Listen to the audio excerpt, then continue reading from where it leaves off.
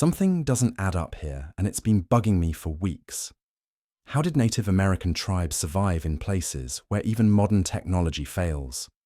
In this video, I'm sharing the unbelievable truth about these ancient survival masters that will blow your mind. What you're about to discover will literally change how you see human potential forever. This journey into their secret world starts now. But before we dive in, make sure to like this video, subscribe for more mind-blowing history, and drop a comment telling us where in the world you're watching from. Before roads carved through the forests, before trains bent iron to will, before treaties carved land into silence, there was a river that whispered first. The Clark Fork begins not with a roar, but with a murmur. Its source hidden in the folds of the Bitterroot Mountains, where snowmelt gathers in silence beneath alpine sky. From there it travels east to west, bending and curling like a drawn bowstring through what we now call western Montana. But long before it was named for William Clark of the famed expedition, the river had another name, older, holier, spoken in the soft, rounded syllables of a people who lived by its rhythm for countless generations, the Pandore. To them, the river was not a place. It was a presence. They called it Exwe Litz, meaning water that moves like thought. It was the path of the ancestors, the carrier of salmon, the route through which life arrived, and sometimes left. It was not to be conquered. It was to be listened to.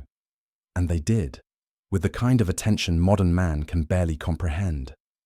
They listened to the way the river spoke when the wind came from the west. They watched how it changed color before a hard rain. They knew when it rose in anger and when it murmured in warning. At the headwaters, where mountain snow still bears the footprints of elk and wolf, the people would make offerings. A pinch of powdered tobacco, a carved stick of cottonwood, a quiet song. Not superstition, but contract.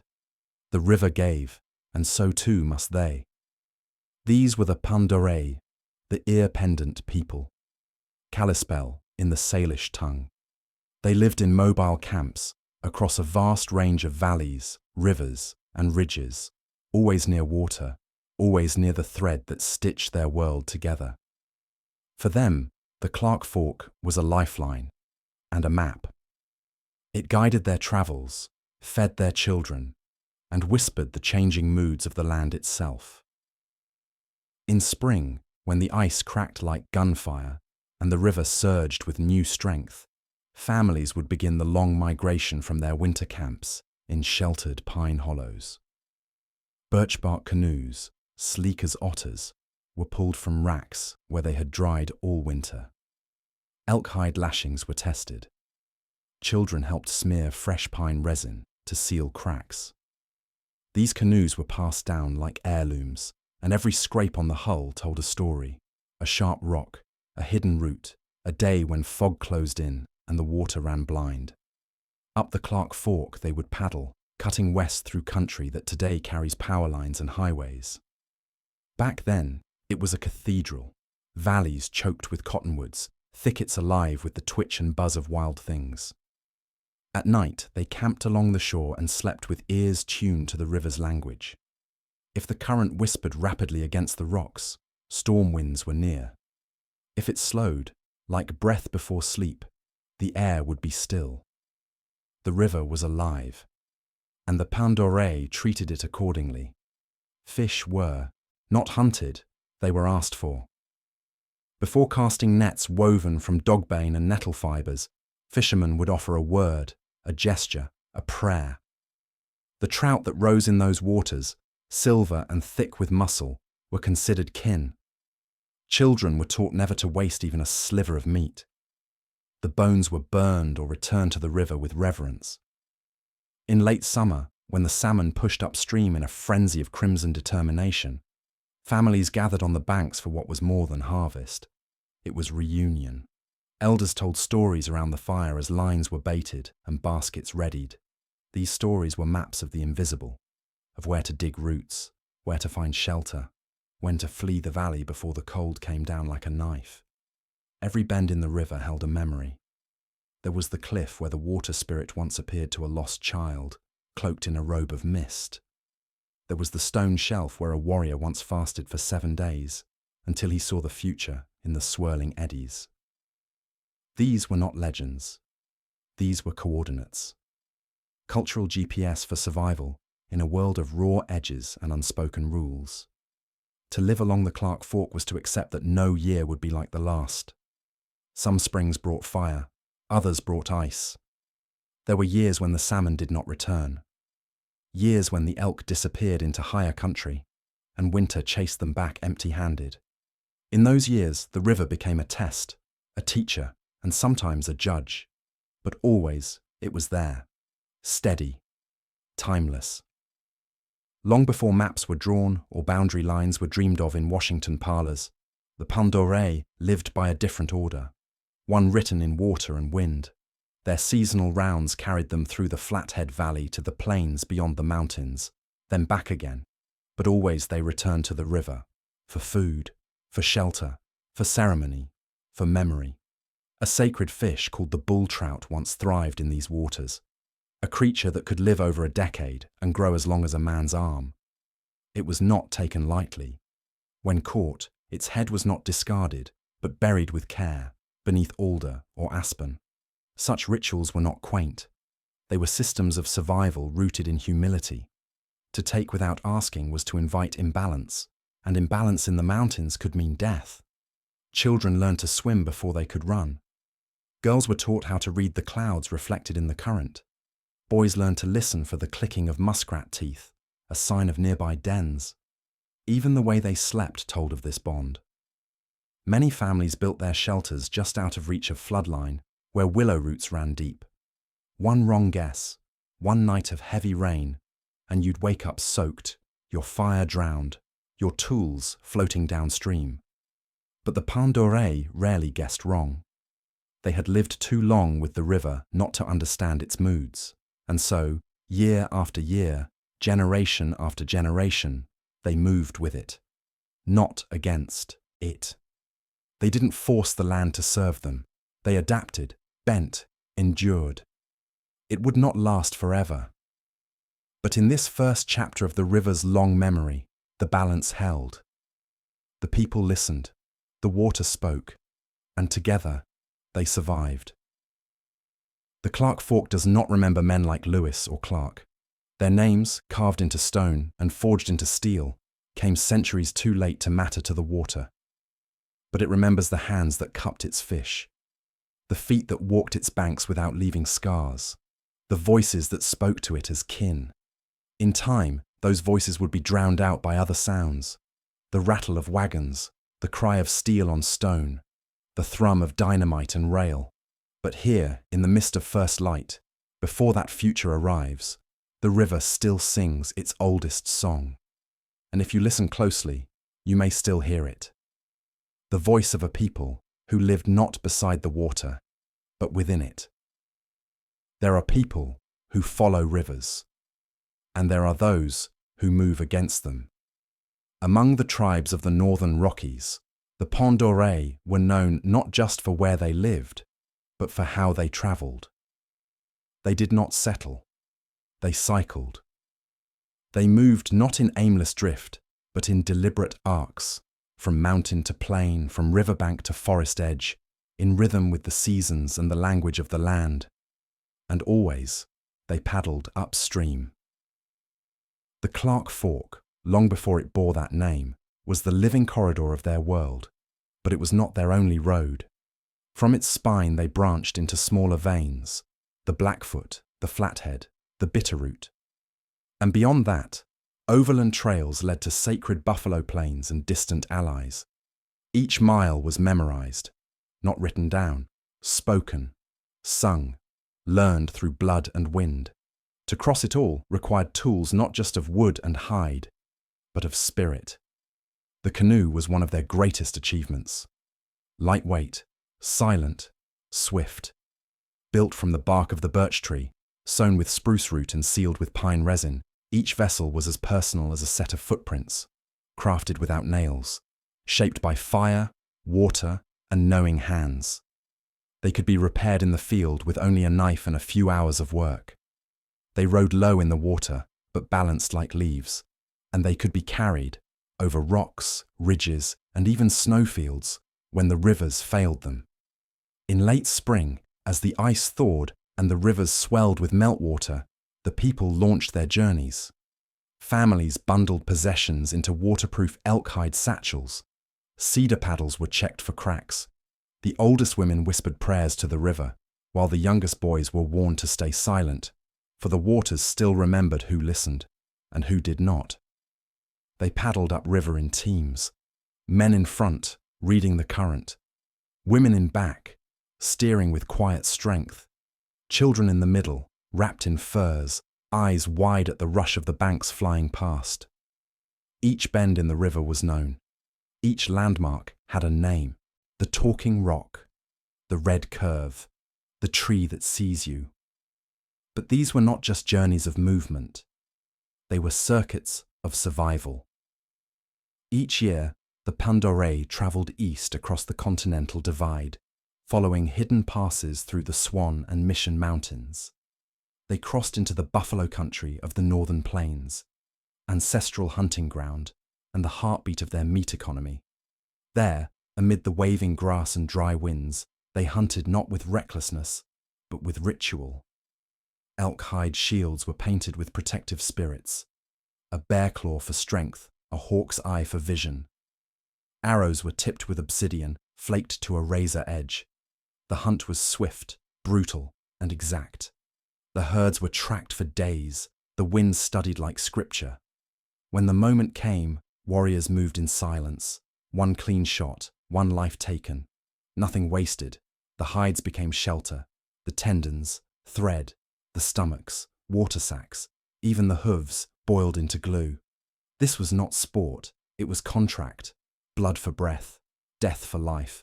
And they honored it with every tool they carried. Winter would come hard. The high country snow could bury a lodge in hours, freeze a river solid by dusk. To survive meant preparing now, while the grass was still green and the air still warm. Roots were dug with deer-bone awls, sharp enough to pierce ice-hardened ground.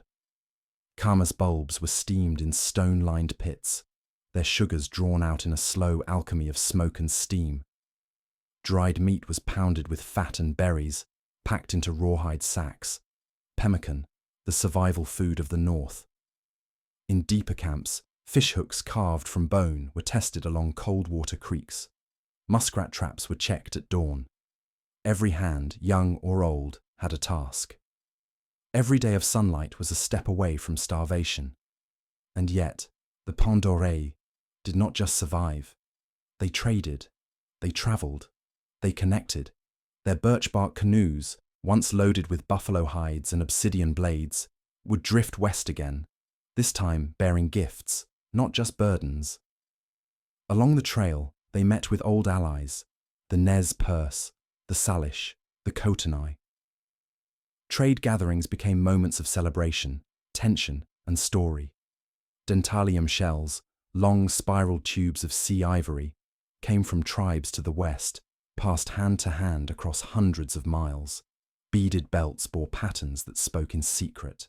Knives chipped from volcanic glass changed hands with reverence. Flint, elk horn, cedar bark rope, not just tools, but messages, proof of connection in a world that never stayed still.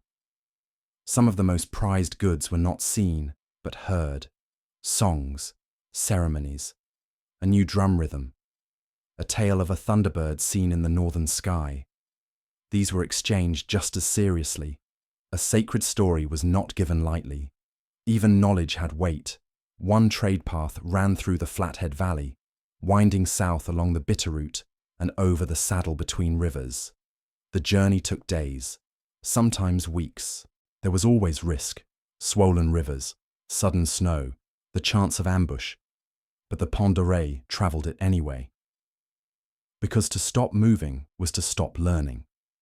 And in the high country, ignorance killed faster than cold. When a storm rolled in over the mountains, black and low and fast, the people knew where to go. Under rock ledges, inside cedar thickets, into hollows dug for just this purpose. Fires were coaxed to life with cattail fluff and bark shavings. Flints struck against steel. Sparks leapt like stars. Tools were kept close. Water skins were warmed beside the fire so they wouldn't freeze by morning. They waited, sometimes a day, sometimes 3. And when the wind died, they moved again. Children learn this rhythm before they learn to speak. The world was not given, it was earned, and the tools they carried told the story of that earning. A crooked digging stick, passed from grandmother to daughter, a sling of woven sinew, a rawhide drum with a crack from the time it was dropped into the river and recovered before it drifted too far. Everything had a scar. Everything had a reason. Their tools were not ornaments. They were survival. A sharpened deer antler might save a man in an avalanche. A net woven from willow could feed an entire family when the snow came early. Even a stone, smooth, flat, carried from the bottom of the Clark Fork, might be laid on the fire to warm a newborn wrapped in furs. Nothing was random. Everything mattered. And still, even in all this, even with winter's breath on their necks and hunger never far behind, the Pont d'Oreille lived with grace, with laughter. Children played by the riverbanks, chasing driftwood boats down the current. Songs were sung around fires, the words older than any trail. Love stories, hunting tales, warnings about the water spirit that lived near the falls. The world was wild, yes, but it was not cruel. Not if you listened, not if you learned. To move against the current, to paddle upriver, was never the easy path. But it was the one they chose, because it led them to the plains, to the herds, to the stories, to the trade, to the future, and always back home. Because in the end, all paths bent again toward the Clark Fork. The river waited. It always did. Patient, watchful, whispering its memory into the cedar wind. And somewhere along that wind, if you listen close enough, you can still hear them. The ones who paddled upriver. In the winter of 1809, the river saw something it had never seen before. Men with skin pale as bone, wrapped in wool and dragging iron behind them, made their way upriver in crude dugouts and heavy canoes. Their boots clomped instead of padded. Their voices echoed in harsh consonants. They did not ask the river for permission. They assumed it. These were men of the Northwest Company, fur traders out of Montreal, driven west not by hunger, but by maps. Their leader was a tall, sharp-eyed surveyor named David Thompson, a mathematician, an astronomer, a man who had spent years in the wilderness and learned to listen, though never quite enough. He came with compasses and sextants, and with expectations. Thompson's journals would record the moment of arrival without drama. Proceeded west on the Kootenai route, found river navigable. Natives appeared cautious. But what those pages do not say is how the forest went silent that morning, how the Pont d'Oreille scouts saw the white smoke long before they saw the boats, how an old woman whispered to her daughter, "They come like cold wind." No smell, no drum. First contact did not begin with violence. It began with stillness, with measured glances, with the slow lifting of a hand and the slow lowering of a weapon. The Pont d'Oreille had seen strangers before, individual wanderers, lone trappers, the occasional wandering Frenchman who married into the tribe. But this was different. These men came not to pass through, but to stay. At first, the trades were simple. A beaver pelt, for a steel knife, 2 bundles of otter, for a musket and powder, a cured moose hide, for a copper kettle, battered but gleaming. And always, always, the beads, glass beads in blue and white and red, worn around the neck, stitched into moccasins, braided into the hair of young girls. Useless in survival, but irresistible. Because in every exchange something deeper moved beneath the surface. The traders brought tools the Pont d'Oreille had never seen, but also expectations they never voiced. Firearms shifted the balance of hunting. Kettles changed how food was stored and shared. The pace of life, once dictated by season and river, now began to bend to supply runs and rendezvous dates. In their journals, the traders were both impressed and unsettled. One wrote, "Their aim with bow is deadly at 30 paces, their dwellings neat, though primitive, their manner proud, not fond of questions." Another observed, "We offered salt pork, which was refused. They preferred their own dried meat." A child stared at my pocket watch for a full hour, never blinking. The Pandore, for their part, did not fully understand what these men wanted. They brought no families. They stayed in tents even when offered lodges. They hunted little, cooked poorly, and yet always had more tools than they used. They feared spirits they did not name and wrote on bark with sticks that bled ink. But they were not weak, and they were not blind. When Thompson and his men constructed a crude post along the river, a rough structure of logs and earth called Salish House, the elders gathered and spoke. They debated the meaning of permanence. The traders were no longer passing through. They were building, claiming, naming. The river did not approve, but it did not object either. Winter pressed in, and for a time they all needed one another. The traders brought steel traps. The Pandore taught them where the beavers nested. The traders brought wool blankets. The Pandore showed them where to cut dry firewood and how to track lynx in snow. And yet, every exchange came with a price. The trap lines extended farther each week, set in places the animals once considered safe. The beavers, creatures long honoured for their industry and spirit, began to vanish. Their dams, once signs of balance, now stood broken and empty. The river lost its quiet engineers. The Pandore noticed. Quietly. They always noticed. Some protested. Others adapted. The musket, after all, was a powerful gift. So too were the iron hatchets, the wool leggings, the hard biscuits that didn't mould. But the cost was not yet measured in tools. It was measured in time. A man once spent a full day carving a fishhook from bone. Now he traded a pelt for a tin hook in seconds. Quicker, easier. But something was lost. The old men said, "To forget how to make is to forget who you are." Still, the trading deepened. The Salish began arriving more frequently. The Kootenai too. Rendezvous camps sprang up near Salish House. Moments of mingling and music, laughter and smoke, but also tension. Languages crossed, so did customs. And sometimes, blood. One evening, a dispute broke out over a stolen knife. A boy was wounded. There were no retaliations, but the harmony thinned. Trust was no longer a given. It had to be negotiated. David Thompson kept his eyes on the maps. By the spring thaw of 1810, he had traced the river west into the mountains beyond. He named it the Clark's Fork, a gesture to his employer's history, not to the people whose memory lived in every bend, but to the Pandore. The name meant little. The river had never belonged to any one man. It moved beyond names. It carried stories that even the oldest among them could not finish. They began to see the change, slow but steady. The camps, once seasonal, became semi-permanent. The rhythm of migration broke. More effort was spent trapping, less in ceremony. Elders worried that children now played with pewter spoons instead of carved sticks, that young hunters boasted about guns, not aim, and yet there was admiration. For all their oddness, the traders were resilient. They braved the cold, they suffered frostbite. One broke his leg and was nursed back to health by a Pandore woman who spoke no English. He never left her side again. Thompson, too, earned a kind of respect.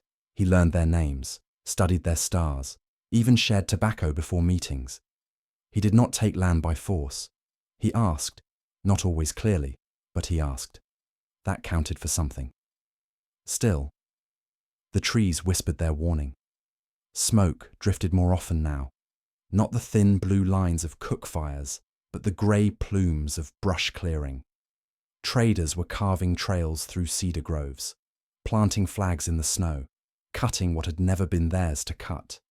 The river did not rise in protest, but the fish grew, fewer. The birds sang less. In a single generation, the world tilted. Where once only paddles dipped in silence, now came axes. Where once each footstep was measured, now came bootprints, careless and deep.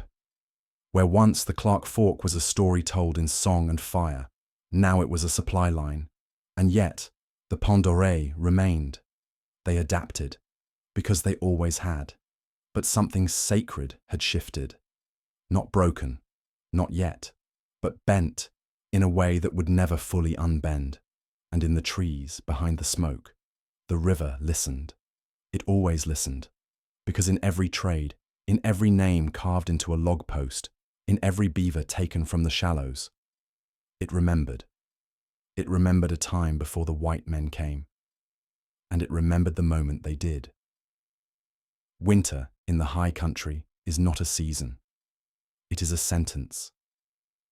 The mountains here, the cabinets, the bitterroots, the missions, do not forgive. In January, the sun is little more than a rumour, crawling low across the horizon before disappearing into the timber. Nights stretch like silence. The cold does not merely press against the skin. It bites, it peels, it breaks.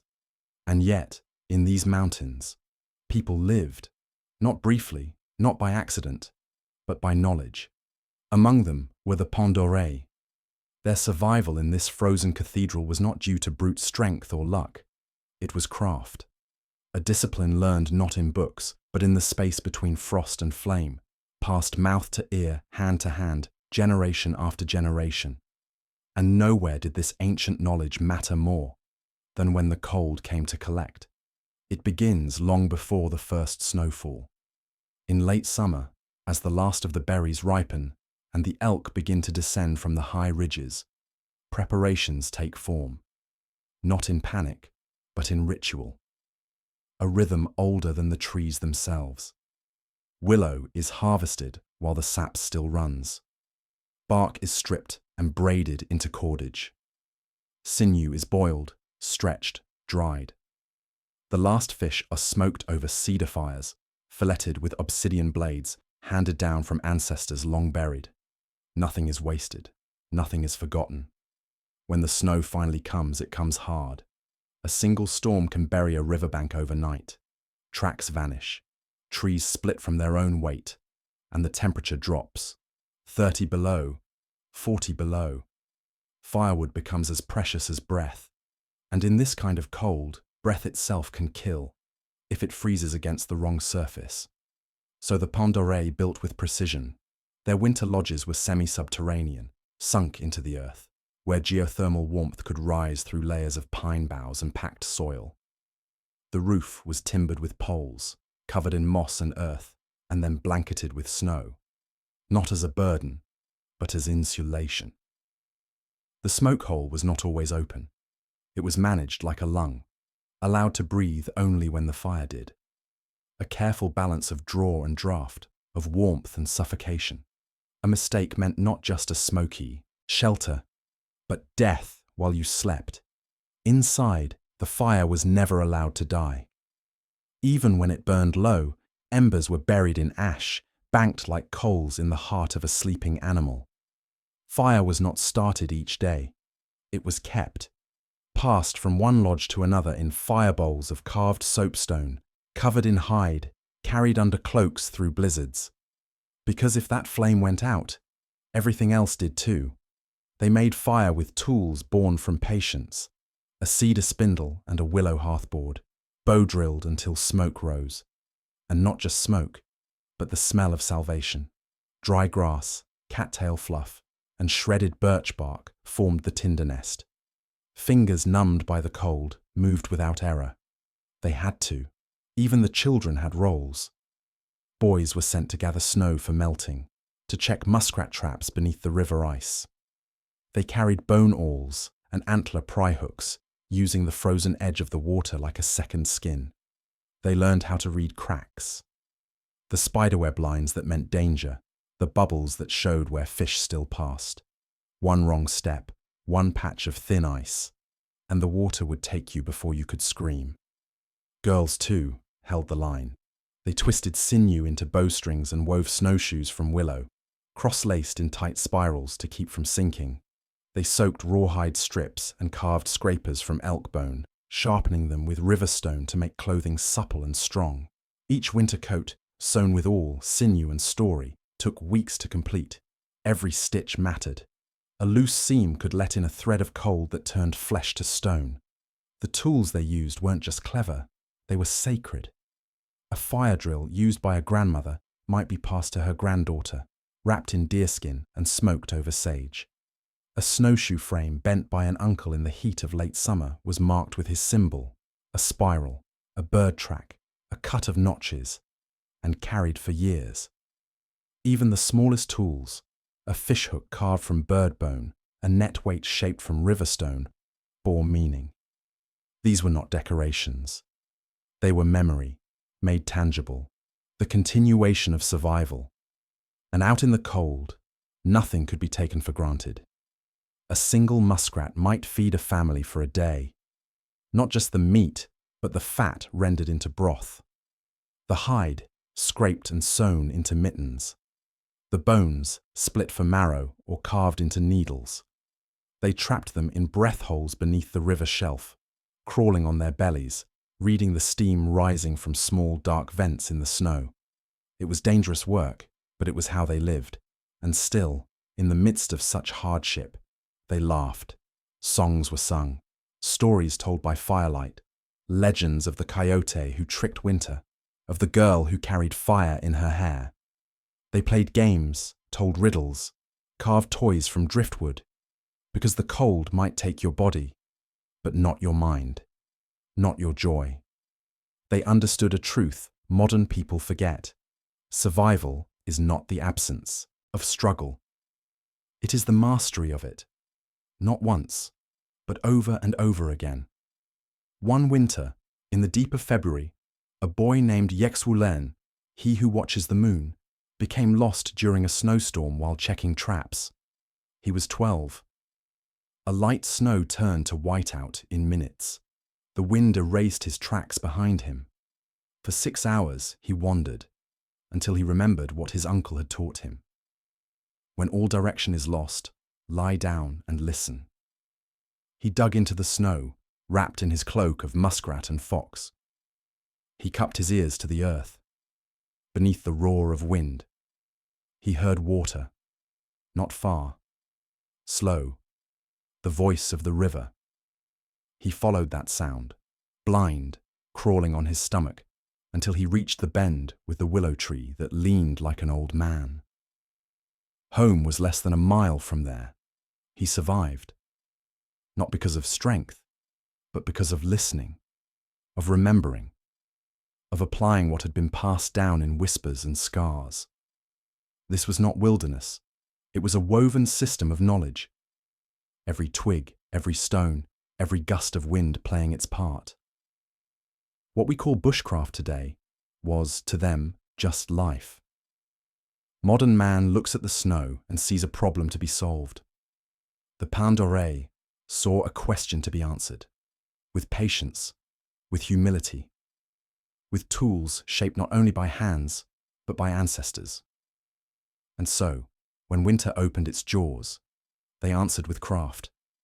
The lodge stood, the fire burned, the children laughed, and outside the snow kept falling. Winter would return, as it always did. But so would they. Because fire once remembered is never truly lost. And in the high country, survival is not about overpowering the cold. It is about knowing how to greet it. The war didn't come with muskets.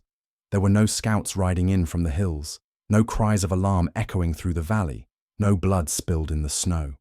The warriors sharpened their arrows, the sentries watched the passes, but the enemy came in silence, in breath, in blankets, in the hands of the well-meaning. And when it came, the people fell. They called it Xabuexwuli, the sickness that takes the breath. It came in waves, not clouds, riding west from the trading posts, folded into the fur of beaver pelts and the creases of tin kettles, carried by men who didn't know they were already weapons. Traders, missionaries, travelers. Smallpox had arrived.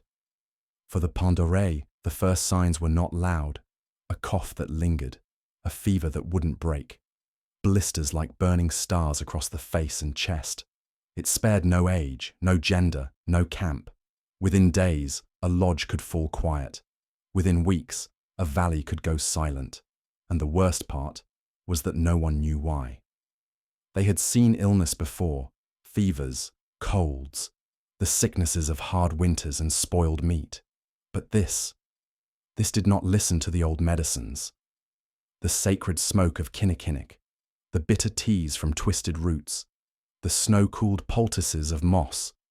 None of it slowed the death. Entire family lines vanished. Elders, the keepers of language and song, were taken before they could pass on what only they remembered. Babies died in their sleep.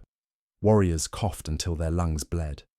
Fires went cold in lodges where no one remained to tend them. One winter, they buried so many, the ground could not keep up. No battle was fought, but a war had begun. And into that silence, into that brokenness, came a new sound. Bells, not the bells of warning, the bells of worship. Jesuit priests from the east began arriving not long after the worst wave of smallpox. They came not with swords, but with books. Not with war cries, but with Latin prayers. Men like Father Pierre-Jean de Smay, a Belgian with kind eyes and calloused hands, who spoke through interpreters and came bearing crosses and rosaries. At first, the Pandore watched in silence. They had known many strange visitors. These were merely the latest. But these men did not trade. They preached. They built small chapels out of pine and sod, raised steeples where there had once been totem poles, planted wooden crosses in the very soil where old ceremonies had once been held.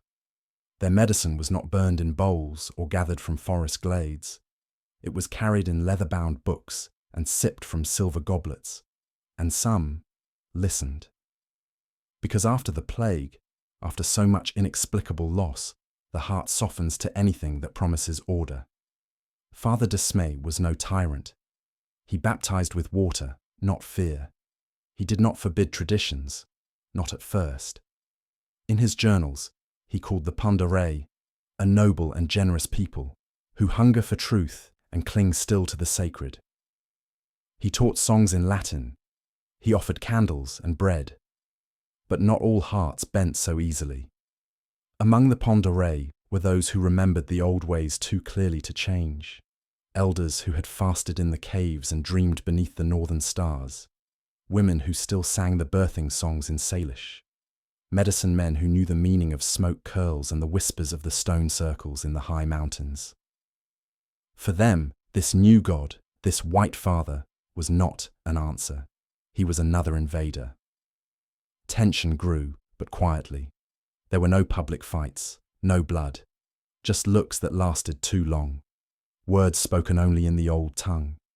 Children caught between, learning to bow in church, then bowing again at the fire when they asked the spirits to guide the hunt. A fracture began to form, not between tribes, but within.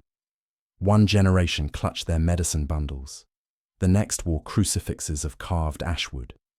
Some families sang both songs, the Ave Maria and the coyote stories of the first fire. Others refused one entirely. And in this quiet divide, something shifted. Rituals once held in the open moved into shadows. Sweat lodges were built farther from the camps. Drums were muffled. The language of the elders was spoken less, even as they grew fewer.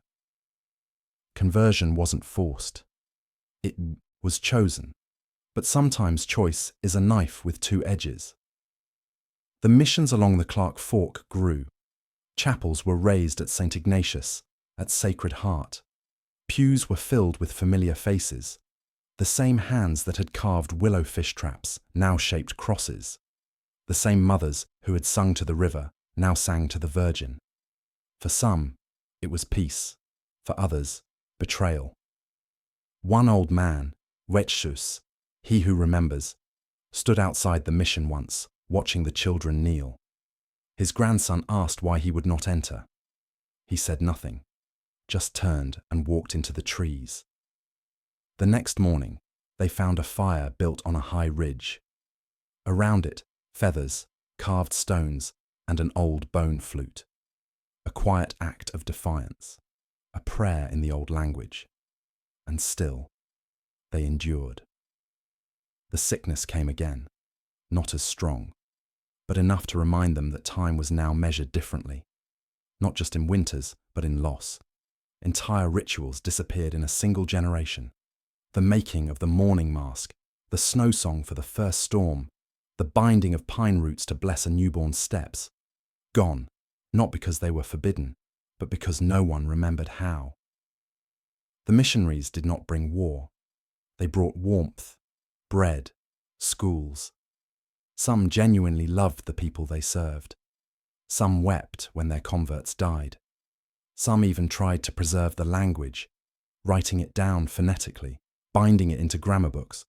But a written word is not a living voice, and for every word they saved, others vanished. This was not conquest by blade.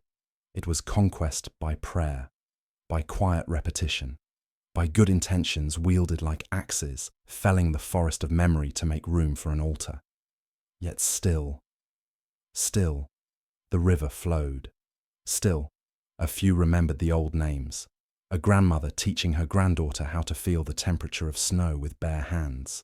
A boy kneeling to pray at the chapel in the morning, then asking the river for guidance before he hunts. This was not surrender. It was survival. But it came at a cost, the cost of forgetting. And so, the war that came without a battle left scars just as deep. Not on the body, but on the story. The Clark Fork bore witness. Its waters, once a mirror of ritual, now reflected steeples. Its fishhooks, once carved from deer bone, now came from trade boxes. The chants that once rose from its banks were now hymns in a borrowed tongue. But the river remembers. And sometimes, when the bells are quiet, and the frost clings to the pines, and an old flute is heard on the wind, it remembers the war no one speaks of, the war that came without a battle, and never left. The knife that cuts the deepest is not the one you see drawn. It's the one slipped quietly across your future, while the ink is still wet.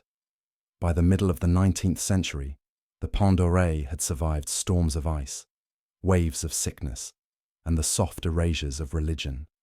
But the next storm wasn't made of winter or disease. It came, wearing uniforms. It spoke fluent policy. And it smiled when it lied. The land was no longer simply theirs, because paper said otherwise. Maps, not drawn by the hands who'd paddled the rivers for generations, but by men who'd never spent a night beneath these skies, began to carve the valleys into parcels, like meat divided after a kill. These men didn't walk the ridgelines or sit through a winter in the cabinets. They sat in government offices hundreds of miles away, pressing borders like brands onto a landscape already rich with meaning. And yet, they called it progress. In 1855, a gathering was called in the Bitterroot Valley, a meeting of tribes and commissioners under what appeared, at first, to be a banner of peace.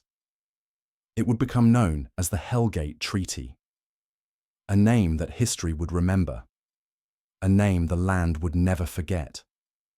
The US government sent Isaac Stevens, territorial governor of Washington, a man known more for ambition than for listening. He came west to do a job, to secure routes, protect settlers, and clear a path for railroads and gold claims. The tribes were an obstacle. Diplomacy was a formality. And the treaties, they were tools. Chiefs of the Salish, Kootenai, and Pont d'Oreille arrived, some with hope, others with doubt. Among them stood Chief Victor of the Salish and Chief Loyola of the Pont d'Oreille, men who knew the stakes. They came not with weapons, but with memory, of what had been promised before and broken just the same. The meeting took place under wide Montana skies. Cottonwoods rustled, and smoke from council fires rose into the summer air. But beneath the calm surface, tension crackled.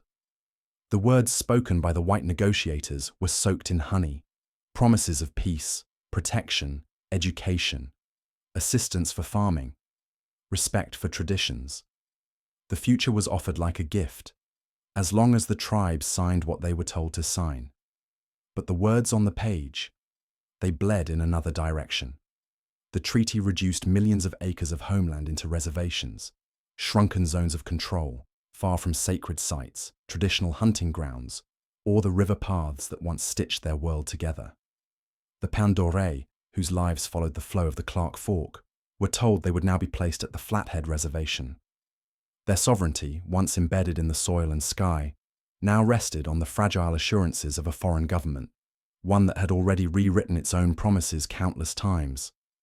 Some leaders hesitated, some wanted to walk away, but they were cornered by the pressures of settler expansion and the looming threat of military force. To refuse the treaty was to risk war. To accept it was to surrender slowly. Chief Loyola chose diplomacy. He was not a warrior by trade, but a man of peace, a bridge between traditions and a world already shifting beneath his feet. He believed, perhaps, that agreement would protect his people, that if the words were honored, they might preserve at least some of what mattered. But the ink had barely dried before the betrayal began. The promises made were not kept. Supplies never arrived. Boundaries drawn on maps were ignored. Settlers poured into valleys that had never been seeded. Timber was cut. Graves were disturbed. Fences rose where herds once ran free. And when complaints were made, through formal petitions, through emissaries sent to far-off offices, they were dismissed, delayed, buried. Some officials claimed the Pandore had misunderstood, that the land was not theirs after all, that the document said what it said, regardless of what had been spoken. Paper, it turned out, was louder than memory, and violence soon followed. Encounters with settlers turned bloody. Hunters were accused of trespass. On land they had hunted since before the word Montana existed. One winter, a band returning from a buffalo hunt was ambushed by militia. The justification? A misunderstanding over boundaries. The result? 3 dead. No justice. Resentment festered like a wound.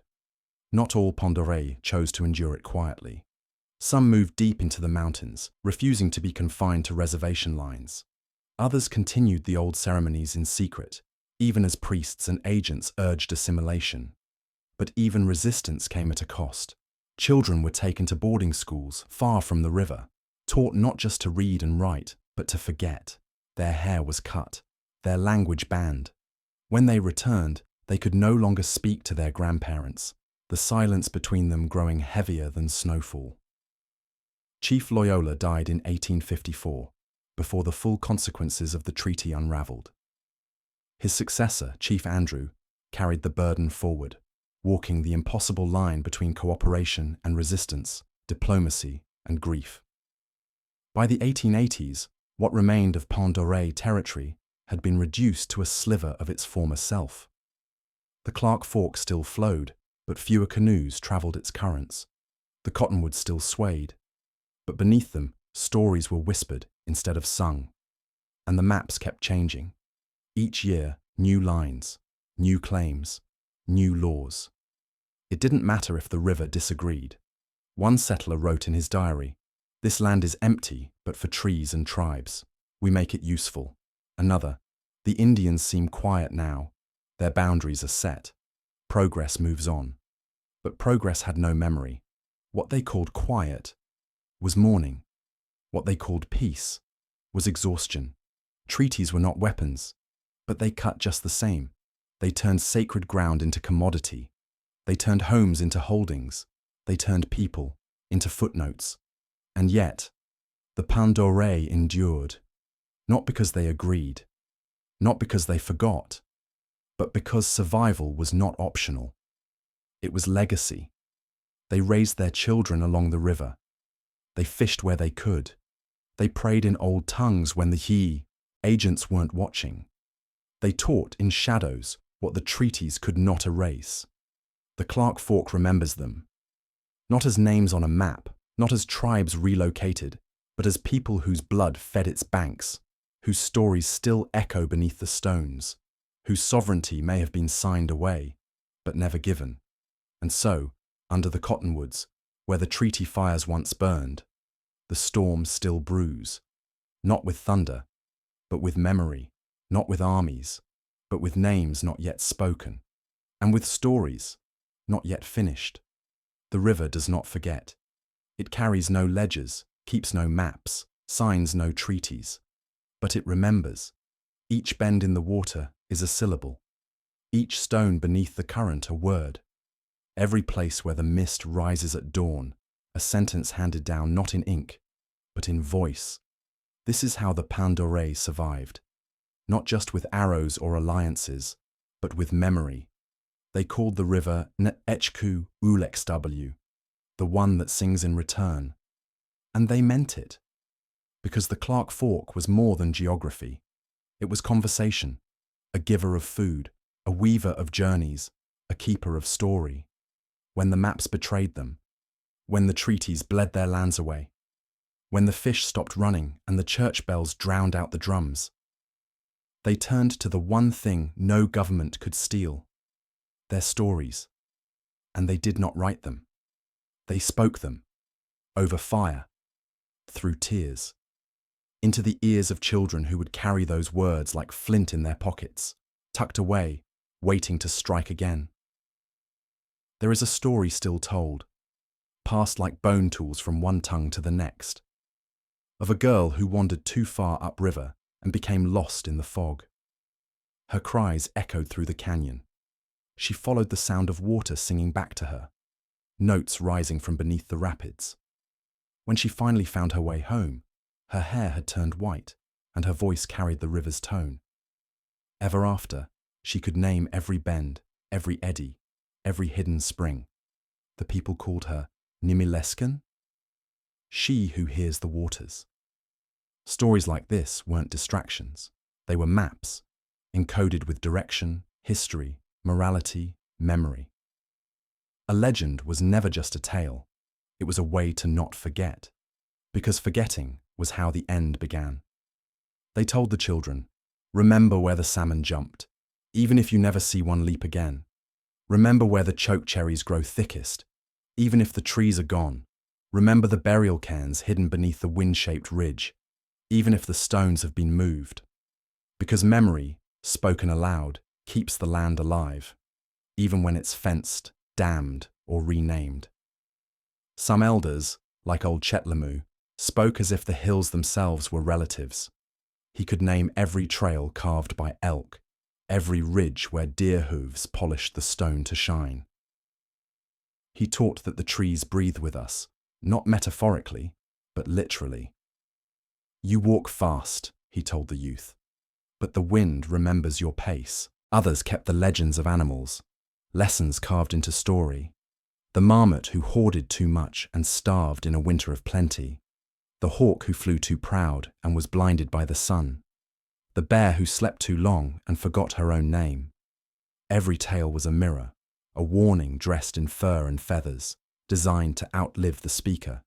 And there were the songs, not the ones for dancing, not for show, the songs that had purpose, healing songs, weather songs, hunting songs, sung beneath the breath while stalking deer, the rhythm timed to match footsteps in the snow. River songs, whose tone changed depending on where they were sung, bending like the current itself. A grandmother could hum a melody and the child would know, this bend in the river, this cluster of cedar, this time of year. Language became resistance. While the schools tried to erase it, whipping children for speaking Salish, forcing them into rows and punishing their accents. The families whispered it back into their dreams. Mothers named their children with words the officials couldn't pronounce. Fathers spoke to their newborns only in the old tongue, so the first sounds they heard came from the land. Even silence was used with purpose. Elders would pause before answering, eyes closing, breath slowed, not because they forgot, but because memory required care. A pause was not absence. It was reverence. And in the darkest years, when the buffalo were gone, when the fish no longer swam upriver, when boarding schools harvested the youngest minds like autumn fields, still, the oral line held. Because you can remove a person from the river, but you cannot remove the river from the person. And even when the river itself changed, when dams rose, when railroads cut across ancestral trails, when the fish ladders failed, the songs still named the places beneath the floodwaters. The grandparents would point across the reservoir and say, "There, that's where the rock used to sing in spring." They knew it wasn't gone, just submerged. Memory is not made of skin and bone. It is not held in flesh. It lives in the naming. And the Pont d'Oreille kept naming. Some boys, even in the 20th century, would paddle quiet canoes through side channels and repeat the names as they passed. Six Whiteys, Anugi, Way, Spikonukne. They didn't know the meaning sometimes, but they knew the cadence, and that was enough to keep the current alive. Old women carved stories into bark, not writing, not in the white man's script, but in patterns, lines, burn marks, a code of memory. When they passed, their daughters burned the pieces, not in grief, but in release. The story had already moved to the next voice. Not everything was saved. Some songs were lost, some names silenced, but not all. And now, today, there are still those who return to the river's edge, sit beneath the leaning cottonwoods, and speak aloud the names of the forgotten, as if calling them back from the fog. The river listens. It does not need pages. It does not need monuments. It needs memory, spoken, sung, breathed. And the Pont d'Oreille, after everything, the disease, the missions, the treaties, the silence, still remember. Because survival isn't just about fire and food, it's about story. The Clark Fork remembers its people, and the people remember the river, not as history, as family. The river once carved the land. Then men came and carved the river. In the final decades of the 1800s, the sound of axes was replaced by something stranger, the rhythmic hammer of steel on steel. Across the ridges of western Montana, surveyors laid down lines where no lines had ever belonged. Railbeds crawled across ancestral trails. Timber crews cleared corridors through the densest stands of cedar. And dynamite tore open the mountains that had once guarded the sacred ridges of the Pont d'Oreille. Progress, they called it, but to the people who lived here, it felt like an occupation. The Northern Pacific Railroad arrived with imperial certainty, backed by government grants, protected by armed guards, and welcomed by settlers eager to connect the coasts. Its route would cut straight through the valleys of the Clark Fork, the Cabinet Mountains, and deep into the interior, where the tribe still followed the seasonal pulse of the land. No one asked the river. No one asked its people. Tracks were blasted through sacred cliffs. Tunnels bored through the ribs of mountains where medicine men once fasted. In some places, entire sections of the Clark Fork were rerouted, forced to bend around iron bridges and concrete footings, like a prisoner marched from his own home. And when the trains came, they came like thunder. Smoke columns rose where eagles once nested. The screech of wheels replaced the rustle of wind through pine. Fish runs thinned. Trails vanished beneath gravel and ties. Camps that had stood for generations were abandoned, buried beneath slag and ash. For the Pont d'Oreille, it was another wound, not sudden like smallpox, not negotiated like a treaty, but mechanical, relentless. Then came the logging. The cedar groves that lined the riverbanks, centuries old, tall enough to drink clouds, were felled with brutal speed. Steam saws devoured what the crosscut couldn't. Entire valleys echoed with the moan of falling timber. Trees that had shaded birthplaces, council fires, and burial grounds were dragged downstream in log drives, or milled into planks before the sap could even dry. One old woman, in her final season, is said to have walked a cedar grove and touched each trunk in silence before the loggers arrived. When asked why, she whispered, They remember me, so I remember them. But steel and saws did not pause for grief. Lumber camps flourished. Towns rose where smoke curled from endless stacks. New names were etched onto the land like scars.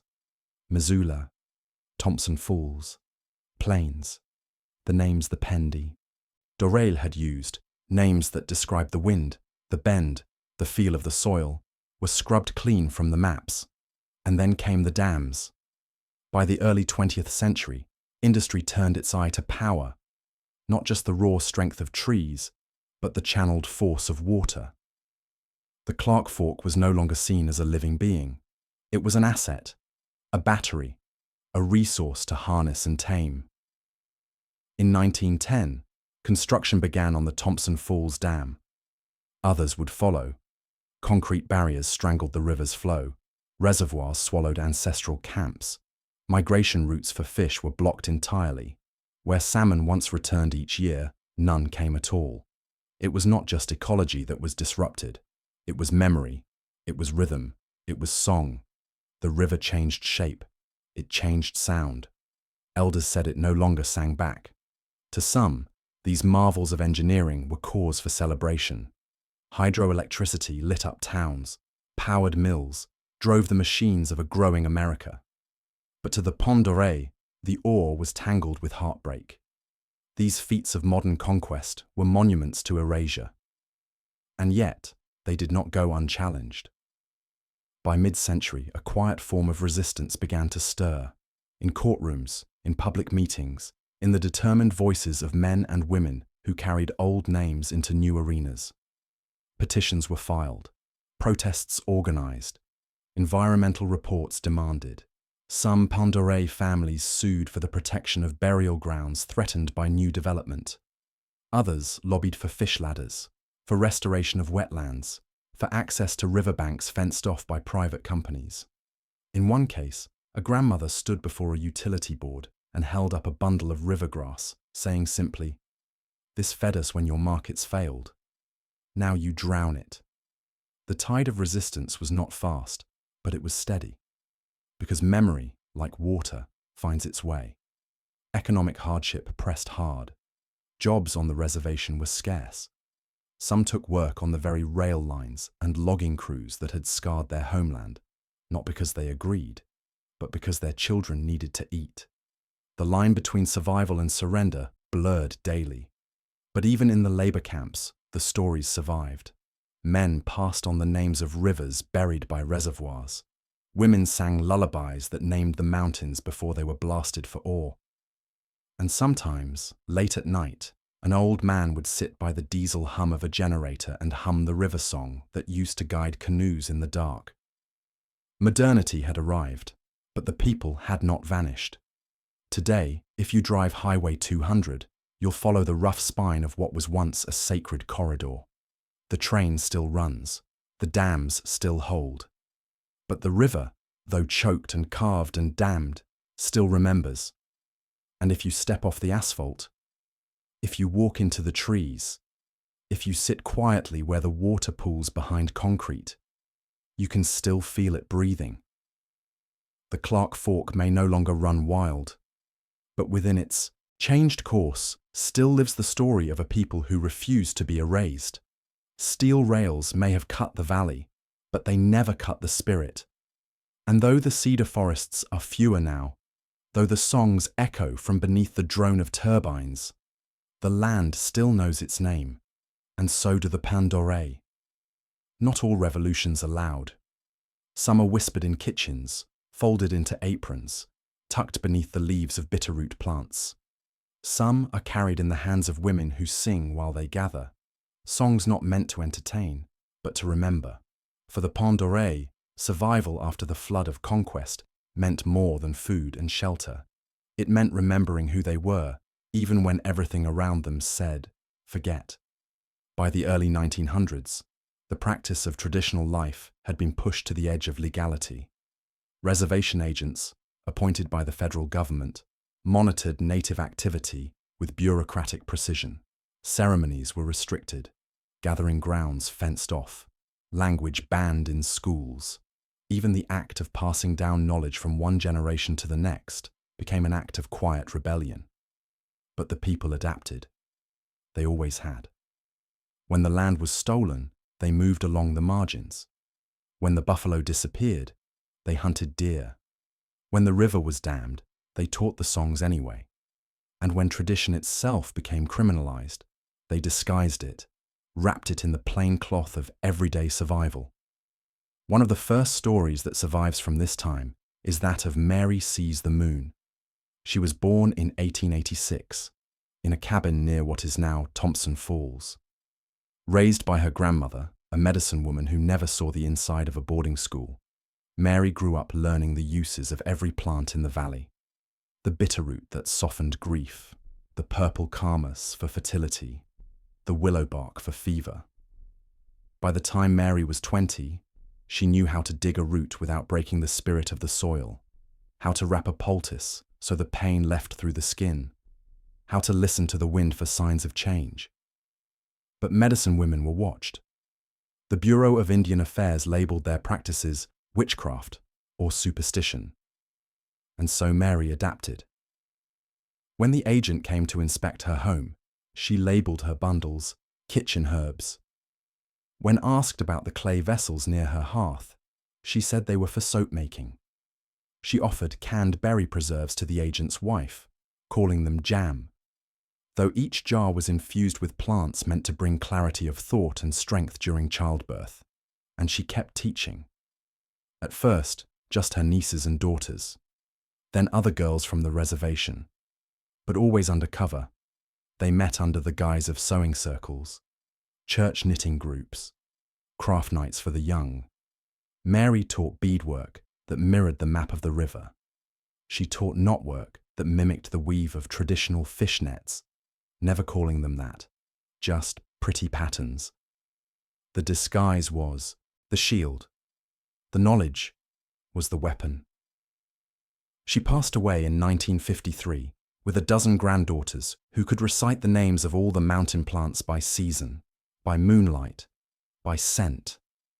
Another keeper of the fire was Joseph Ironpipe, a former boarding school boy turned veteran of the First World War.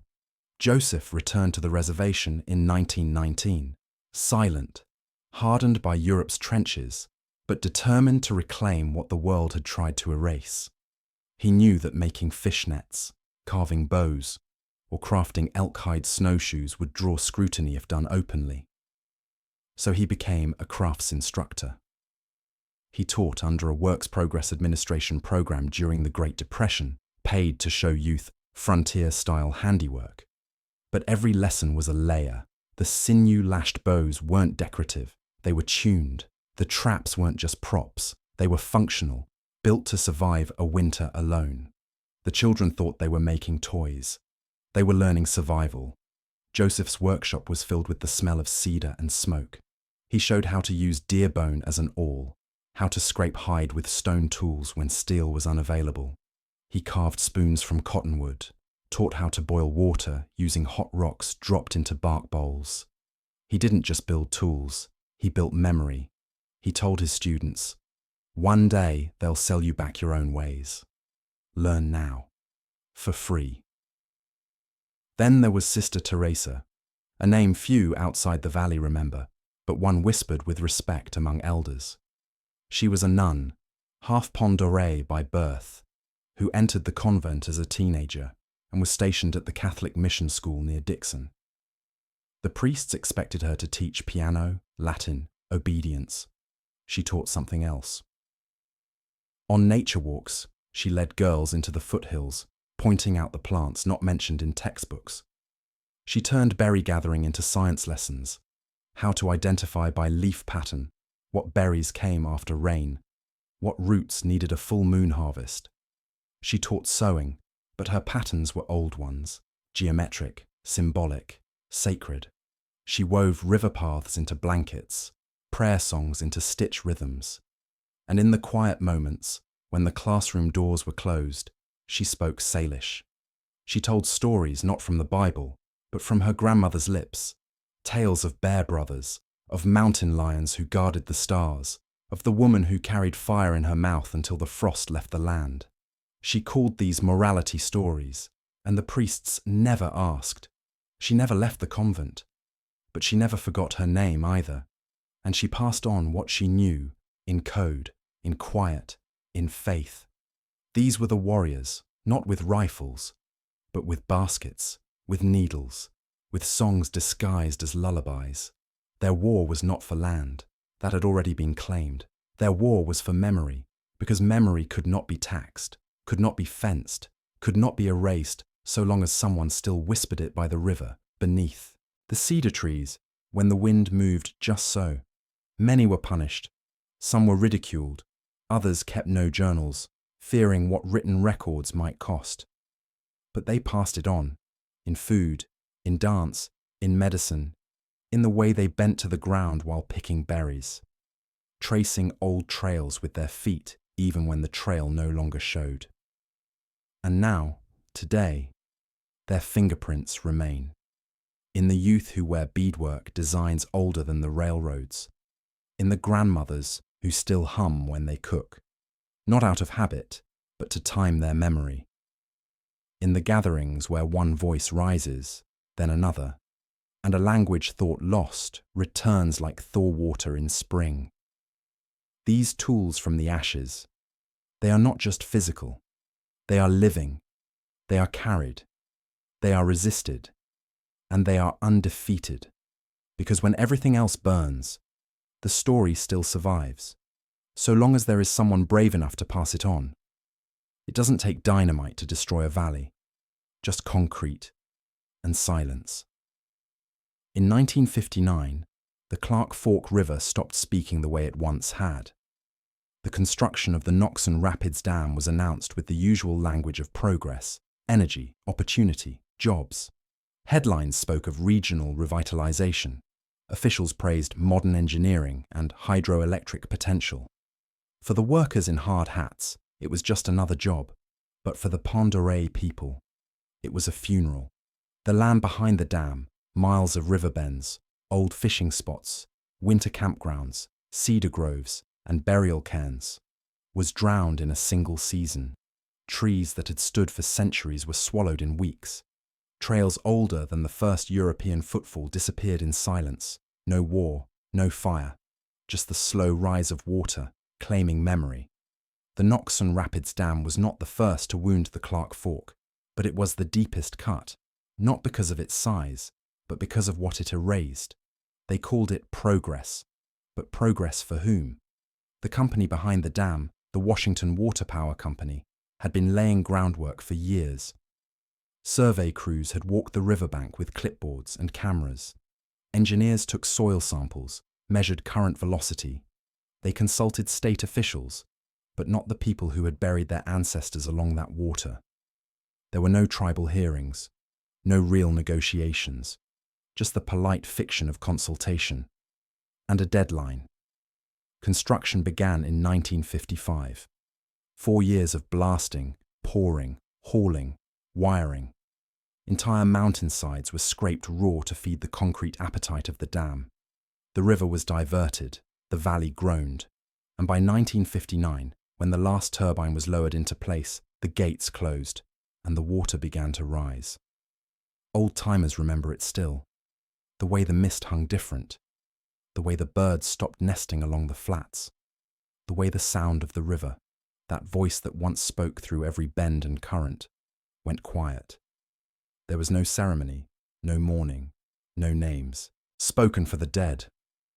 But some remember the names anyway. Eagle Knoll, Basket Rock, Singing Tree Hollow. Places that had once marked the journey of the Pend d'Oreille through the seasons, now nothing but silt and shadow beneath the waterline. George Tall Mountain was 13 when the dam went in. He remembered walking with his grandfather along the banks weeks before the flooding began. His grandfather knelt at a certain tree, pressed his palm to the bark, and said, "Here." My father buried his first son. I told him we would always return. Now I have no answer. George would later testify in front of a state environmental hearing. His voice was calm. His hands trembled. He ended his statement with just one sentence. We never signed anything that said our dead could be drowned. They tried to recover what they could. Families dug shallow graves back open. Bones were taken out and reburied on higher ground, sometimes wrapped in new blankets, sometimes with only whispered words. But many graves had no markers. No one knew exactly where the older ones lay. And then the water came, slow but merciless. One elder, who refused to give her name in records, sat by the river every day for 2 months. She said she was listening. When asked what for, she said, to see if the river would scream before it died. But it didn't scream. It just rose. What came with the flood was a new world. Lights in homes, power in sawmills. Industry surged. The state called it a miracle of modernization. The local economy grew, but so did the silence. The fish stopped running. The native cutthroat trout, once plentiful, once woven into the seasonal migrations of the people, collapsed. Spawning grounds were buried beneath silt. Sediment clouded the water. The clarity that once let hunters see to the bottom of the river vanished, and the river stopped singing. The Pont d'Oreille had always spoken of the Clark Fork as a living being, a guide, a speaker, the place where stories lived and moved. But the dam changed that. It cut the river's back, severed its spine, and left it pooled and gasping behind concrete walls. Children born after the flood didn't hear the same sounds, didn't learn the same names. Some say the old legends lost their power when the landmarks they spoke of could no longer be touched. Others refused to let them go. They told the stories anyway, of where the water used to break against a rock that sang in spring, of the tree where the bear spirit once scratched its claws each winter, of the bend where the salmon would leap against the current, rising like hope. They told them not because they were still true, but because the truth deserved to be remembered. Decades later, in 1981, a group of high school students from the reservation interviewed their grandparents about the flood. One of the interviews was with an elder named Clara Red Willow. She had been a young mother in 1959. She said, "They gave us light, but they took our shadow. And the shadow was where the old things lived." She paused. "I still see them sometimes, when the fog rises early, when the water falls low. You can still feel the bones of the valley beneath your feet if you know where to look." Today, the Noxon Rapids Dam still stands, 260 feet long, 260 megawatts strong. It powers towns that have forgotten what lay beneath. It lights homes that sit atop water that used to flow free. There is no plaque for the graves it drowned, no sign for the stories it silenced. But the river remembers. Even behind the dam it stirs, and those who listen closely say they can still hear it. Not a scream, not a song, but something deeper. The memory of movement, the breath beneath the flood, the voice that waits and endures. The river is not what it was, but it still remembers. Each paddle stroke, each ripple, each breath rising with the steam of morning. It is all part of the remembering. For the Pont d'Oreille, the return is not symbolic. It is sacred. It is survival. And it is now. The Kalispel tribe of Indians, descendants of those who once followed these waters by moonlight and memory, are carving their way back into the heart of the valley. Not to live in the past, but to carry the past forward. To make it breathe again. To make it useful again. In the shadow of old dams, and under the silence left by lost salmon runs, something fierce and beautiful is rising. The living memory of a people who never gave up their place in the story, even when the story stopped being written in their language. That language, once punished, now fills classrooms. In a modest building near Usk, Washington, the voices of children echo through the walls, repeating syllables that once flowed with the river. Kalispel words for wind, for cedar, for fire. Elders sit beside them, some with oxygen tanks, some with walking sticks, but all with the weight of memory in their gaze. They speak carefully, tenderly, not just to teach, but to transfer. When I was your age, one elder says, we were not allowed to speak this. Now it's yours. The Kalispel language program, supported by tribal leadership and cultural keepers, is more than preservation. It is revival. It is the act of picking up the pieces that were hidden, burned, or buried, and stitching them back into daily life. Each word is a canoe, each sentence, a paddle. The destination is not a place, it is wholeness, and they are not stopping at language. In workshops shaded by canvas and surrounded by the smell of shaved cedar, a new generation learns to carve again, to coax canoes from single logs, using tools their ancestors would have recognized. Hands blister, arms ache, but slowly the shape emerges, curved like the river, balanced like a prayer. They call it cultural restoration. But in truth, it is more than that. It is restoration of self. One young man, 17, with calloused palms and braids falling down his back, says, "This canoe will float down the same waters my great-grandfather fished. I never met him, but this is us meeting. Each spring, they launch from the riverbanks, not for sport, but for connection. Canoe journeys follow ancestral routes, guided by elders, supported by land stewards, and filled with the laughter of children who now know the names of every bend, every tributary. They pause at the same campgrounds their people once did. They eat salmon grilled over open flame.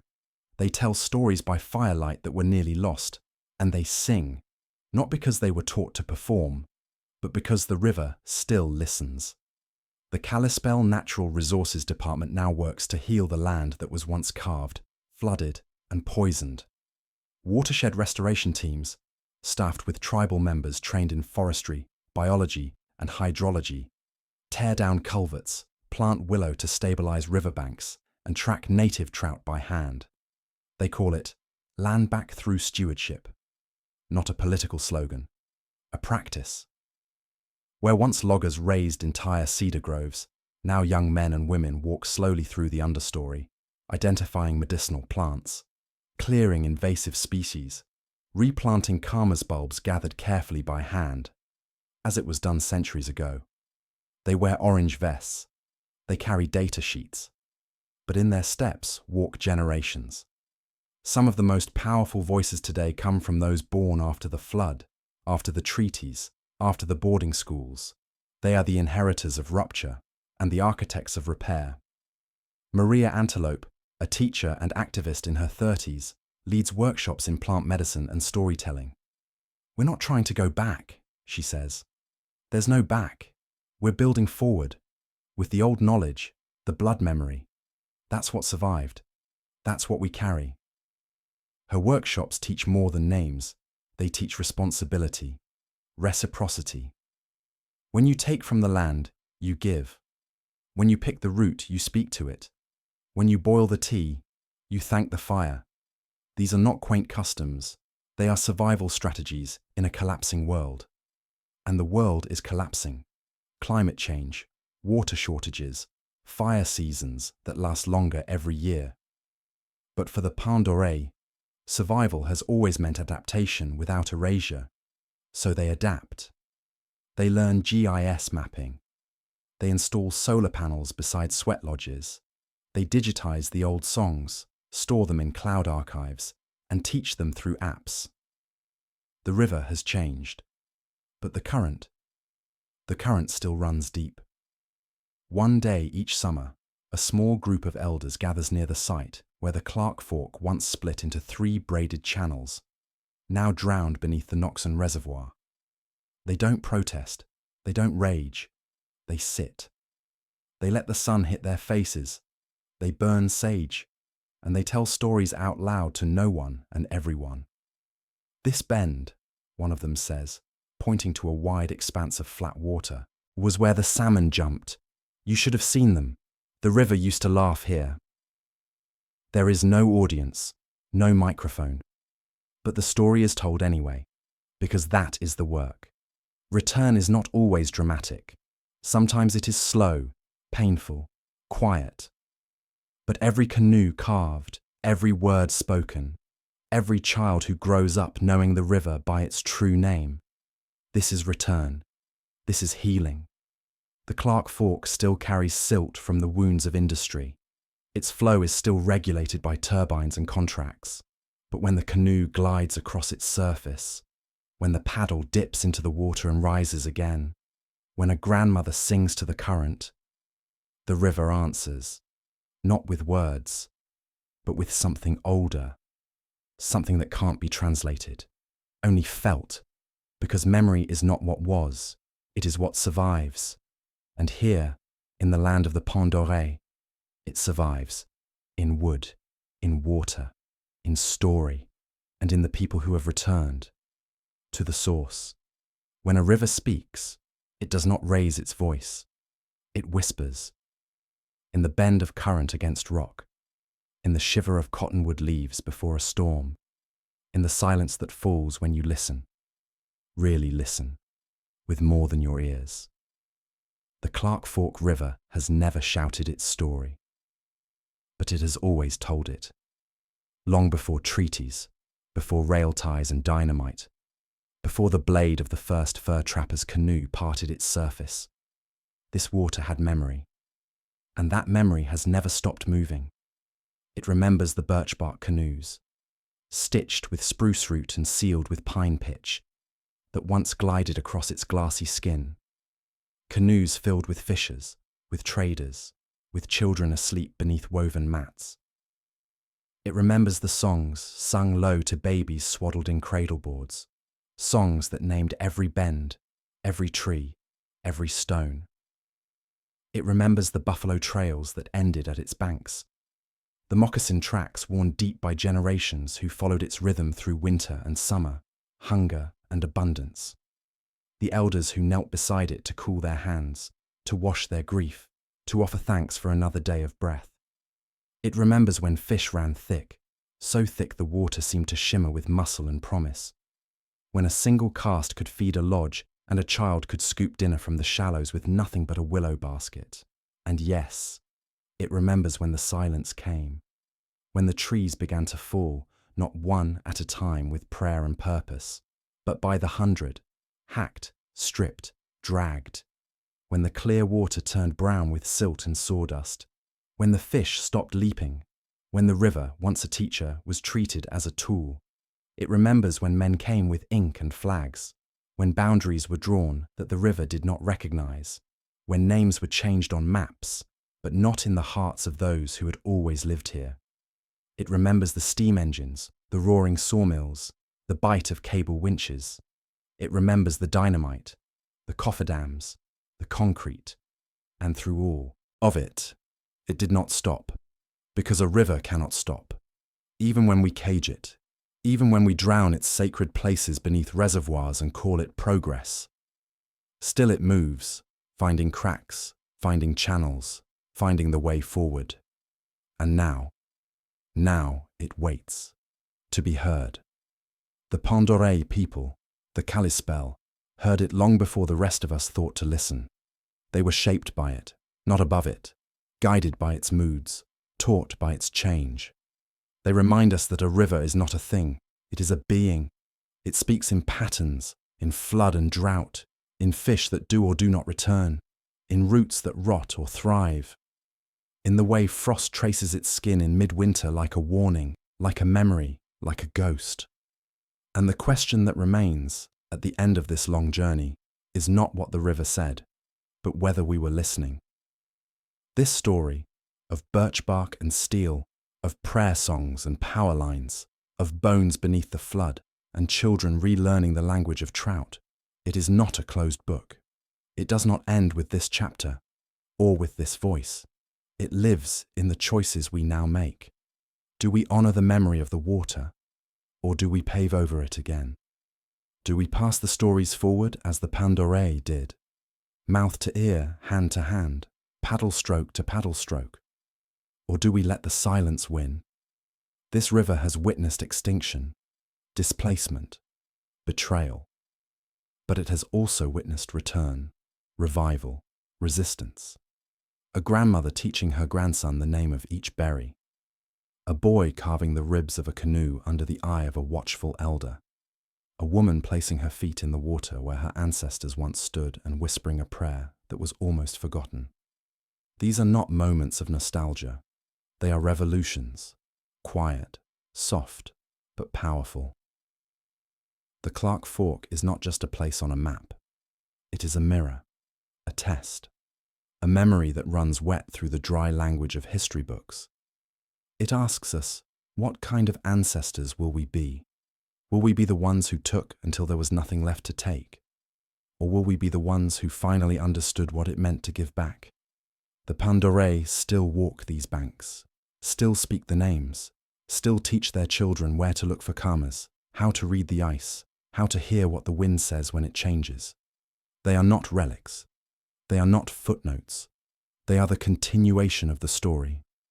The river's own breath, made flesh.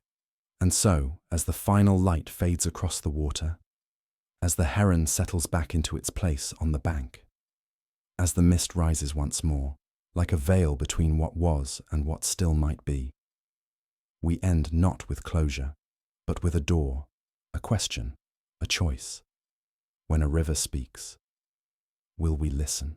Before the first iron nail struck timber, before the Bible arrived in a foreign tongue, and long before the borders of Canada or Alaska had ever been drawn, there was the sound of water.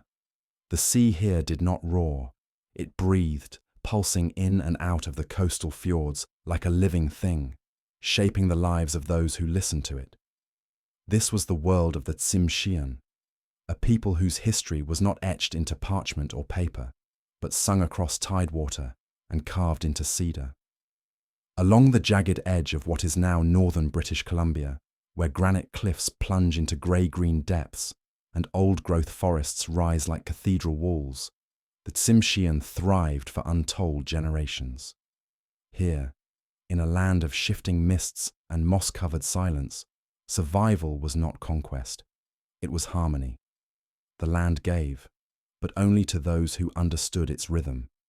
And the Tsimshian understood. They were coastal people, their lives interwoven with the sea. Each village nestled in sheltered inlets, ringed by forest and fog, spoke to a civilization older than the empire. Wooden longhouses, wide and low with intricately painted fronts, formed the backbone of every Tsimshian community. The smoke of cedar fires drifted upward through open roof beams. Inside, families gathered around fire pits where stories older than memory passed from elder to child. Not merely tales, but teachings. Everything had its place in the Tsimshian world. Their society moved along lines drawn not by kings or warlords, but by clan and matrilineal descent.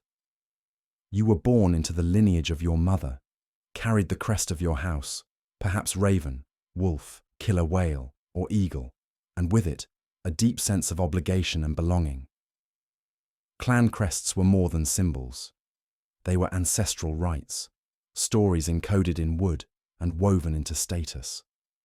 Totem poles, towering, weather-beaten sentinels of belief, rose from the earth like memory made visible. Each figure carved into these ancient monoliths held a story of migrations, tricksters, sea beasts, and legendary ancestors.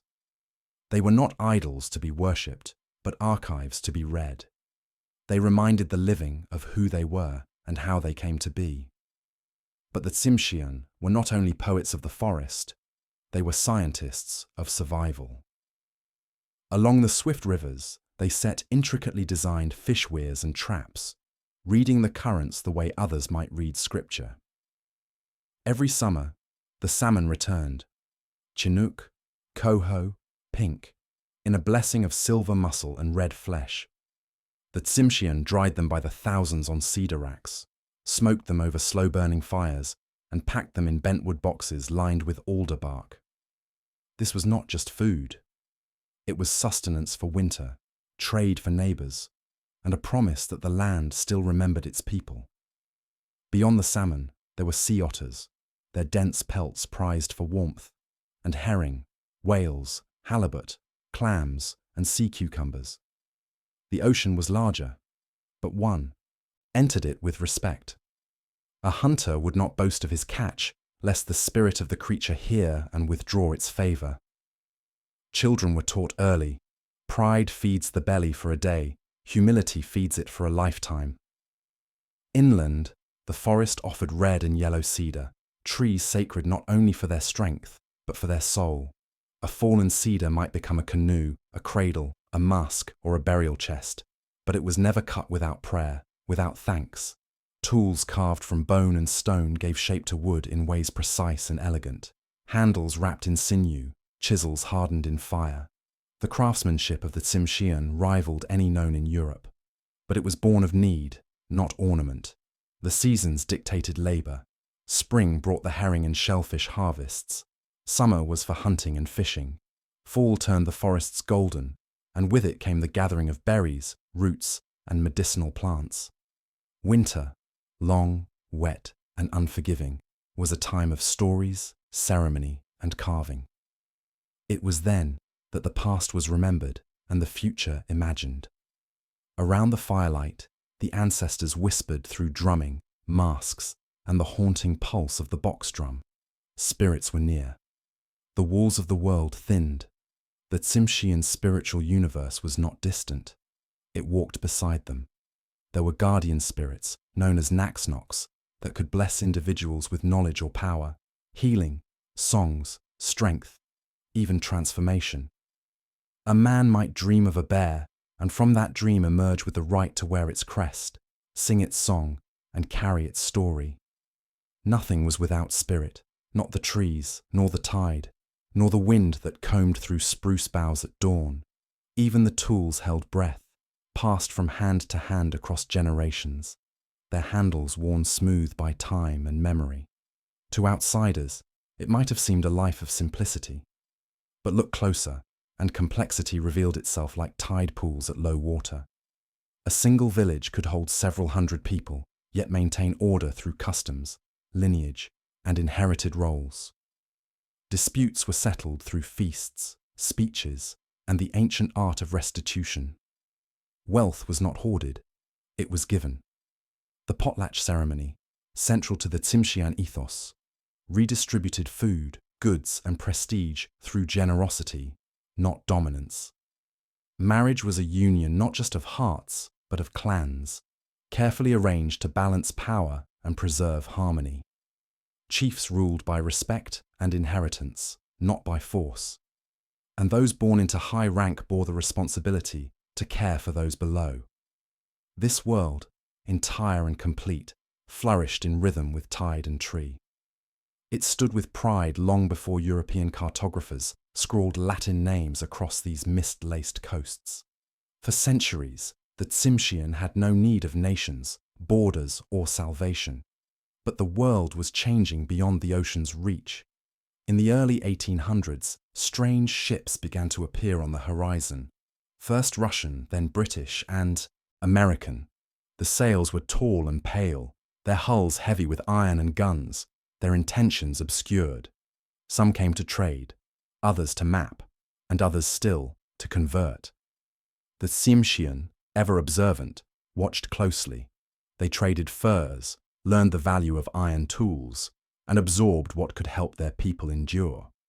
But along with steel and gunpowder came something harder to resist: disease, disruption, and a spiritual fire kindled not by reverence, but by conquest. In the years to come, the Tsimshian world would face pressures unlike any before. Their lands would be charted, their children taught foreign names, their dances outlawed, their ancestors questioned. But in this chapter of time, in the world before the breach, they stood like the forests they inhabited, deep-rooted, rain-fed, and resilient. The tides here still speak, if one listens. They carry the memory of paddles dipping in fog, of salmon flashing in twilight, of old women singing while cedar fibers twist into rope. They speak the Tsimshian tongue, echoing across water that has known these people far longer than any flag.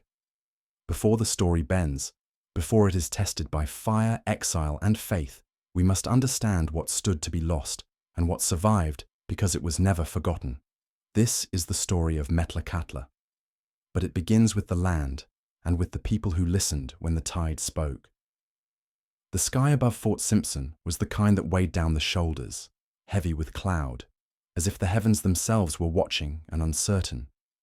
Mist rolled in from the harbour in long, ghost-like fingers, smudging the outlines of spruce trees and making the carved totem poles at the village edge seem taller, older, more solemn. It was the year 1857, and the cross had arrived. Not the simple wooden kind, nailed above a doorframe. This cross came clad in dark wool, clasping a leather-bound Bible, and bearing a voice trained in Queen's English. His name was William Duncan, a schoolteacher turned missionary from Yorkshire, England. Duncan had no formal seminary training, only a restless zeal and a mind sharp with doctrine. The Anglican Church sent him not as a man of gentle sermons, but as a tool, a wedge to crack open a world they could not otherwise enter. When Duncan stepped ashore, the Tsimshian people were already watching. They had seen the traders first, Russians, Hudson's Bay Company men, bearded Americans chasing seal oil and fur. They had seen rum and rifles and smallpox follow in their wake. Now came this pale-skinned man who spoke not of muskets or gold, but of heaven, sin, and the soul. Fort Simpson, the Hudson's Bay outpost on the Nass River, had grown into a hub of uneasy convergence. Fur trappers, clerks, interpreters, and indigenous families from multiple nations mingled in a muddy sprawl of log buildings and trade houses. And now, at the heart of this collision, Duncan pitched his vision, not for conquest, but for salvation. He began simply. Schoolhouse, lessons in English, hymns sung with trembling voices. He taught carpentry, arithmetic, and biblical scripture. The Tsimshian came in growing numbers, drawn less by the promise of a distant heaven and more by the knowledge this strange man offered. Writing, tools, discipline. Duncan preached a gospel of transformation, not just of the soul, but of the body, the family, the community. But to transform, something first had to be broken. The old songs were the first to go. Rhythms passed down by firelight were now suspect. Heathen, Duncan called them, the voice of the devil dressed in cedar. Shamanic rites, long relied upon for healing and ceremony, were denounced as deception. Totem poles, once revered as ancestral testaments, were no longer blessed but burned or buried. He urged converts to cut their hair, cover their tattoos, abandon the potlatch, and wear European clothes. It was a rebirth by erasure. And yet, many followed him. Some saw in Duncan's teaching a way to protect their children from a rapidly changing world. Disease had already hollowed out villages. Alcohol had cracked families apart. Colonial officials offered no justice. The future was uncertain, and Duncan, for all his zeal, offered structure. He spoke of rules and roles, of salvation and survival. In a world unraveling, structure was seductive. Others followed out of belief. Duncan did not merely lecture, he lived among them. He learned Smalgyaks, the Tsimshian language, and began translating the New Testament line by line. He walked into homes, nursed the sick, and buried the dead when no one else would. He was both a foreigner and a fixture, severe in his righteousness, but present. That mattered. Still, Duncan's mission at Fort Simpson was not without resistance. Some elders whispered that the songs carried more truth than Scripture ever could, that the sea did not listen to the cross, that the land remembered. Conflicts flared quietly, a mask hidden instead of burned, a drum still played in private. Dual lives emerged, one by day, clad in cloth and hymns, another by night, steeped in cedar smoke and ancestral names. Duncan, increasingly dissatisfied with the spiritual half-measures at Fort Simpson, sought to create something purer. He began speaking of a new place, a settlement of his own design, far from the liquor traders and colonial oversight. A village where his followers could live in accordance with Christian morals and industrious habits, untouched by the chaos of the trading post. He would call it Metlakatla, Saltwater Passage. But before that vision could take form, Duncan needed more than converts. He needed obedience. His rule became stricter. Those who faltered, who danced, who smoked the old pipes, who consulted the shamans in secret, were publicly chastised or expelled from the school. He wielded faith like a chisel, stripping away layers of culture he deemed incompatible with Christian virtue. To his followers, he was half shepherd, half monarch. To his critics, he was a cultural colonizer cloaked in scripture. Even the Anglican Church grew wary. Duncan refused ordination, spurned oversight, and answered to no bishop. His doctrine was his own blend, equal parts evangelical passion and authoritarian control.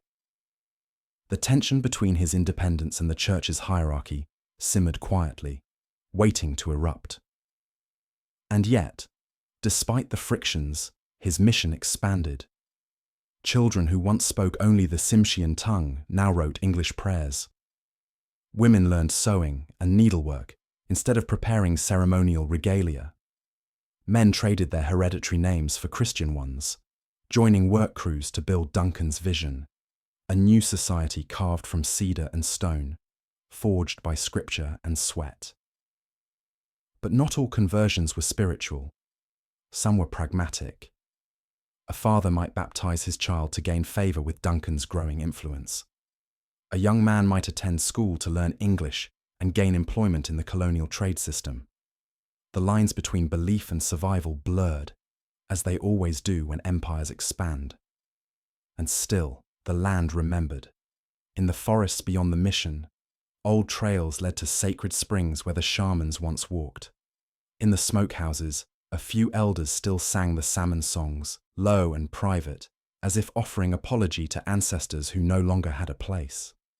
Even in the schoolhouse, children whispered stories of Raven and the first people when Duncan's back was turned. This chapter of Tsimshian history is not a tale of villains and victims. It is the story of a people navigating the hardest question any culture can face: how to survive when the world that shaped you is being slowly dismantled. Duncan offered a path. It came with iron rules and heavy hands, but it also came with tools, medicines, and protection from colonial violence, at least for a time. Some Tsimshian chose it, others resisted it. Most did both. By the end of the 1850s, the mission at Fort Simpson was both a success and a pressure cooker. Duncan had amassed hundreds of converts, but also enemies. Church authorities grumbled. Local traders resented his moral policing. Elders mourned what had been silenced. Duncan saw only one way forward: leave it all behind and begin again. In his mind, the new Metlakatla would be more than a village. It would be a covenant, a place of order and piety, far from corruption, where cedar beams could rise with him and hammer alike. It would be a refuge from both the wilderness and the chaos of colonialism. But first, a people had to decide: follow this man into the forest, or remain in the world as it was. Faith, once planted in native soil, was now being asked to root elsewhere.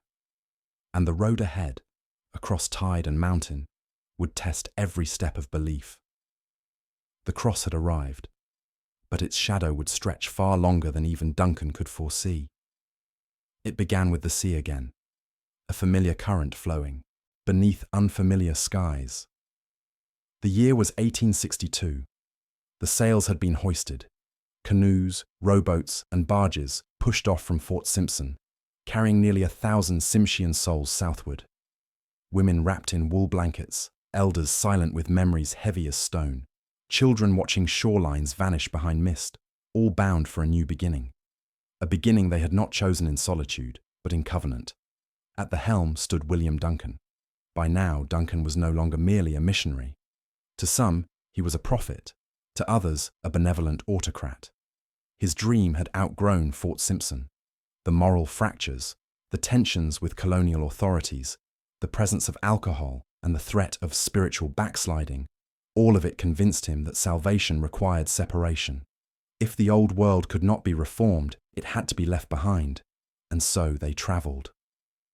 South along the Inside Passage, through waters as old as the myths they no longer spoke aloud, Duncan led his followers to a hidden inlet along the coast.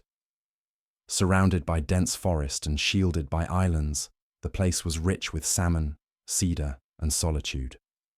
He called it Metlakatla, saltwater passage. But this Metlakatla would not be built from memory. It would be built from blueprint. Before axes struck timber, before hymns rose into the mist, there was a plan. Duncan envisioned not a village, but a Christian industrial colony, self-sufficient, moral, and modern. The longhouses of old were gone. In their place, symmetrical rows of cottages. Each family received a lot. Land was not communal. It was earned through adherence, discipline, and labor. The community would rise not from ancestral rhythm, but from structure, square plots, ordered habits, and strict codes of behavior. Work began immediately. Trees fell like thunder beneath iron saws and sharpened axes. Logs were hauled by hand and draft animal. Mud was shoveled into crude roads. Within weeks, the first buildings took shape. Small houses of split cedar, their corners notched with practiced hands. At the heart of the settlement, Duncan erected a church. Its steeple reached skyward, a symbol that this place, though surrounded by wilderness, had been claimed in the name of God. Labor was constant, dawn to dusk. Men worked the mills and the docks, felled timber, laid foundation stones. Women sewed garments, prepared communal meals, and kept the new homes clean and orderly. Children attended school 6 days a week, mornings for arithmetic and English, afternoons for scripture. Sundays were for rest and worship, but even rest was regulated. The Sabbath was strictly observed. No dancing, no games, no music not sung in a pew. Commerce replaced the potlatch. Duncan believed wealth should be earned, not gifted. Gone were the lavish feasts where prestige came from generosity. Now, virtue came through productivity, through shirts sewn straight, logs milled clean, fields tilled on time. It was a moral economy, measured not in status, but in order. The old ways did not vanish overnight. They receded slowly, like a tide drawn back into the sea. But Duncan made sure they did not return. Potlatches were banned, masks destroyed, songs forbidden. Clan affiliations were discouraged. Their meanings slowly eroded beneath Christian names and new surnames. And yet, beneath this transformation, the Tsimshian adapted with a quiet resilience. They took the tools and made them their own. Carpentry became art. Blacksmithing evolved into skill passed from father to son. Mills powered by streams produced lumber not just for Metlakatla, but for trade. Boards stacked clean and square, marked with the sweat of those who once carved dugout canoes. Sewing rooms, once places of silence, rang with quiet chatter and the rhythmic bite of needle into cloth. They wore new garments, long dresses, buttoned collars, pressed trousers, but sometimes kept beadwork hidden along the inside seams. They knelt in pews, recited verses in English, but their prayers still rose with the scent of cedar and memory. And not all was rigid. The schoolhouse rang with the voices of children who spoke both English and Smalgyaks. The shoreline remained a place of gathering, for fishing, for quiet walks, for teaching the old names of trees and tides. The forest, untouched beyond the clearing, still held medicines known only to the elders. But Duncan watched carefully. He believed deeply in control of the land, the people, the soul. Every decision flowed through him. Who married? Who worked where? Who was granted new tools? Disobedience was not punished with violence, but with exclusion. From the mill, from the church, from the community itself. His rule was as firm as any colonial governor's, though cloaked in scripture. Still, the people stayed. For many, Metlakatla offered peace. There was no rum, no gambling, no petty traders swindling for pelts. There was food, work, and shelter. There was the promise of something larger, not a return to the old world, but a sanctuary from the chaos that lay beyond the tide. And beyond survival, there was pride. The buildings stood tall. The fields yielded crops. Salmon were dried and stacked in orderly sheds. When traders from other towns arrived by boat, they marveled. Clean, they said. Disciplined. A city in the wilderness, carved by hands that once wore paint and now bore calluses. In their own way, the Tsimshian had forged something extraordinary, not because they had abandoned their past, but because they had endured through transformation. Still, not all was well. Some whispered in secret, of the ceremonies they missed, of the stories no longer told. Some elders wept quietly, their roles dissolved, their language slipping from grandchildren's tongues. There were no more masks, no more names passed in smoke. Grief hung in the spaces between sermons. And in Duncan's eyes, this was a necessary sacrifice. To save the people, he believed they must be remade. Metlakatla became a monument to that belief. Cedar walls built with conviction, lit by oil lamps that burned not just with fire, but with the weight of choices made in exile. The dream was never one of compromise, it was total. And so the village stood, between forest and tide, between past and future, between the soul that remembered and the hands that built anew. A utopia, perhaps, but for whom? In the months to come, Metlakatla would thrive. Schools, mills, gardens, workshops. 1,000 people shaping cedar and destiny alike. But the question would remain, could a people survive by transformation alone? Or would something be lost? Something too sacred to name, too old to restore? The answer would not come yet, but already, in the silence after prayer, in the rustle of spruce needles at night, the land was listening, and it remembered everything. It was the sound of the bell that first hinted something was wrong. In the center of Metlakatla, the great iron bell, cast in England and hoisted by ropes thicker than a man's wrist, had once signaled the rhythm of life. Morning prayer, midday rest, evening devotion. Its chime rang clean through mist and timber, a sound that marked not only time, but order.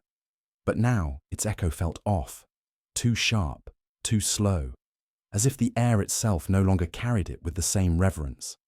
By 1874, 12 years into William Duncan's experiment, Metlakatla stood as a model town by every measurable account.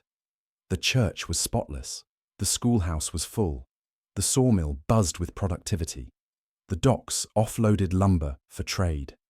From the outside, it was a marvel, a Christian settlement carved from the wild, righteous in its discipline, and profitable in its labor. But inside the homes, inside the minds of its people, something had shifted. What began as faith was now cemented in rules. Duncan's authority had grown absolute. Every detail of daily life, from the color of one's garment to the manner of one's speech, fell under his governance. He controlled wages, marriages, even the number of windows allowed in a house. It was not just religious doctrine, it was social engineering. To many, he was still the man who had led them from chaos into order. The man who spoke their language and protected them from the alcohol traders and the outside world. But others, quieter, older, had begun to murmur. There were things missing. No potlatch to honor the dead. No masks to guide the young into adulthood. No songs to call the salmon. And though they no longer said it aloud, some still remembered the names of spirits, still carried the crests of their clans in secret. Duncan did not permit such things. He saw his role not only as spiritual leader, but as guardian against backsliding. To him, the cultural practices of the Tsimshian were not traditions. They were traps, reminders of a world steeped in superstition and darkness. He had burned the masks, he had banned the drums, and now even curiosity was dangerous. The elders, once the bearers of wisdom, were relegated to silence. Their stories went untold, their memories uninvited. Young people born in Metlakatla grew up without the ancestral songs, learning instead the psalms in English and the arithmetic of obedience. a generation caught between tongues. But Duncan's greatest challenge would not come from within his village. It would come from the very institution that sent him. The Anglican Church in London had long been wary of Duncan's autonomy. They had granted him wide latitude in his mission, assuming he would conform to ecclesiastical order in time. But Duncan had no interest in hierarchy. He refused ordination, rejected oversight, and spurned the authority of the Bishop of British Columbia. The Church demanded transparency. Duncan offered silence. The Church asked for reports. Duncan sent letters filled with praise for his settlement, but no room for critique. When a bishop arrived in person, Duncan blocked him from preaching to his congregation. To Duncan, the Church in England was compromised, too political, too bureaucratic, too distant from the needs of his people. He believed he alone understood what Metlakatla needed. His followers agreed. At least, most of them did. In private, some began to question. Why could they not hear the bishop speak? Why were funds controlled by one man? Why did even their prayers now feel rehearsed? The Anglican Church responded with growing pressure. They offered a deal: submit to ecclesiastical authority, allow oversight, and be ordained, or lose official recognition and funding. Duncan refused. To give up control would be to risk everything: the moral order, the industrial progress, the fragile unity of a people carved from wilderness and discipline. He would not let outsiders undo what he had built. He would not bow to men who had never once walked the forest or hauled lumber from the inlet. But in this refusal, something broke. The British colonial government, already uneasy about Duncan's independent fiefdom, took notice. They questioned his legal authority, his land claims, and his use of funds raised under the Church's name. The Hudson's Bay Company, once cooperative, began to distance itself. The colonial press called Metlakatla a moral theocracy, its founder a bishop without a mitre, a governor without a crown. Duncan's world, once insulated by faith and isolation, now faced intrusion. His followers, too, stood at a crossroads.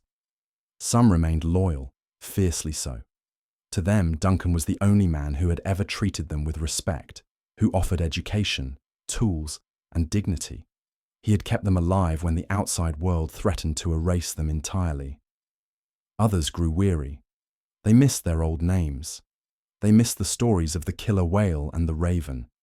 They wondered if salvation must always come at the cost of silence. Then came the ultimatum. The Church sent word. William Duncan was to submit to ecclesiastical authority or face excommunication. Metlakatla's Anglican mission status would be revoked. The land and the structures, technically church property, could be reclaimed. It was not merely a theological challenge, it was existential. If Duncan complied, he would lose the absolute control that had sustained Metlakatla. If he resisted, he risked the entire community, its identity, its legal standing, its fragile sense of belonging, and more importantly, the people would be forced to choose, not between Christianity and tradition, but between the man who led them from chaos and the institution that sent him. In the Longhouse-turned chapel, Duncan stood before his congregation. He did not read from Scripture that day. He did not quote the Gospels. He spoke plainly. He told them the Church was attempting to interfere, that their mission was under threat. That obedience to London meant risking everything they had built. He made it clear, to remain under his care was to leave the Church behind. There was silence. Some cried, some stood and walked out, and some perhaps remembered the words of their ancestors. When two paths divide, the one that remembers the old names may be the harder. But it is the truer. That winter the bell rang less often. But when it did, its sound no longer marked only order. It marked resistance. The fracture had come, not in fire or famine, but in faith, and the storm it would bring had only just begun. The sea was black that morning, not with storm or blood, but with depth, the kind of cold, infinite depth that quiets even the bravest among us. It breathed in slow, icy rhythms beneath a sky mottled with fog. The wind smelled of cedar and salt and something else: departure. In the year 1887, 800 Tsimshian men, women and children gathered at the shoreline. They stood with bundles tied in canvas, with crates of tools and stacks of lumber salvaged from their homes in Metlakatla. There were no horses, no iron rails, no map to follow, only faith, in one man's vision, and in the hope that somewhere across those grey straits, a future waited that would not ask them to choose between obedience and memory. They were leaving not just a place, but a nation. Canada had grown tighter in its laws. The Anglican Church had excommunicated William Duncan. Government agents demanded control of education, land, and belief. And so, in the face of assimilation or surrender, Duncan made a final, radical decision. They would go, not a few, not in silence, but as a people, and they would go far. The destination was a net island, a remote landmass in Alaska's southeastern panhandle, 30,000 acres of rugged forest and granite coast, newly American territory following the US purchase from Russia just 20 years before. It was unclaimed, untamed, and unpromised. Duncan had no treaty, no reservation, no guarantee. What he had was the conviction that freedom required space, and that space, in this age, could only be carved by hand. So the journey began. The migration was unlike anything the North Pacific had seen. 800 souls aboard schooners, steamers, dugout canoes, and freight barges, creeping southward along the Inside Passage, weeks at sea, stops on stony beaches for fire and rest. Children huddled beneath canvas tarps, while mothers fed them smoked fish and hard bread. Rain soaked everything. Tides shifted without warning. More than once, a vessel was nearly lost to the sea, but they pressed on, because behind them stood a Canada that had grown foreign. And ahead of them, in the mist beyond Dixon Entrance, lay the only thing more dangerous than oppression: possibility. When at last they reached Annette Island, it offered no welcome. There were no houses, no roads, no carved docks, only dense forest, jagged shorelines, and winds that tore through the spruce trees like warnings. The first night ashore, the people slept beneath overturned boats and rain-slicked blankets. Fires hissed in the rain. Dogs barked at shadows in the woods. Somewhere in the distance a wolf howled, and the sound felt like a question no one could answer.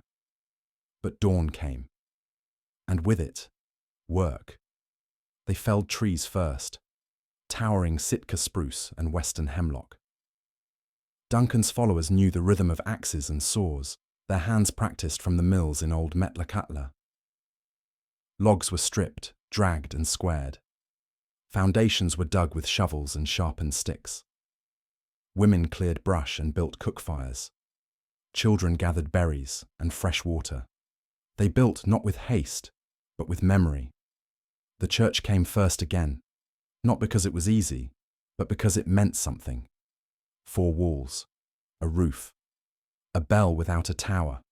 Inside, the first sermon was given with a cracked voice and blistered hands, not of glory or reward, but of perseverance. It was not a triumph. It was a reminder. Nothing would come easy. Hunger followed. There were fish in the coastal waters, halibut, cod, even salmon, but nets were few and the sea unforgiving. They built fish traps from stone and cedar slats, wading waist-deep into icy coves to anchor them. The first harvests were meager. Some days they boiled bark to stretch meals.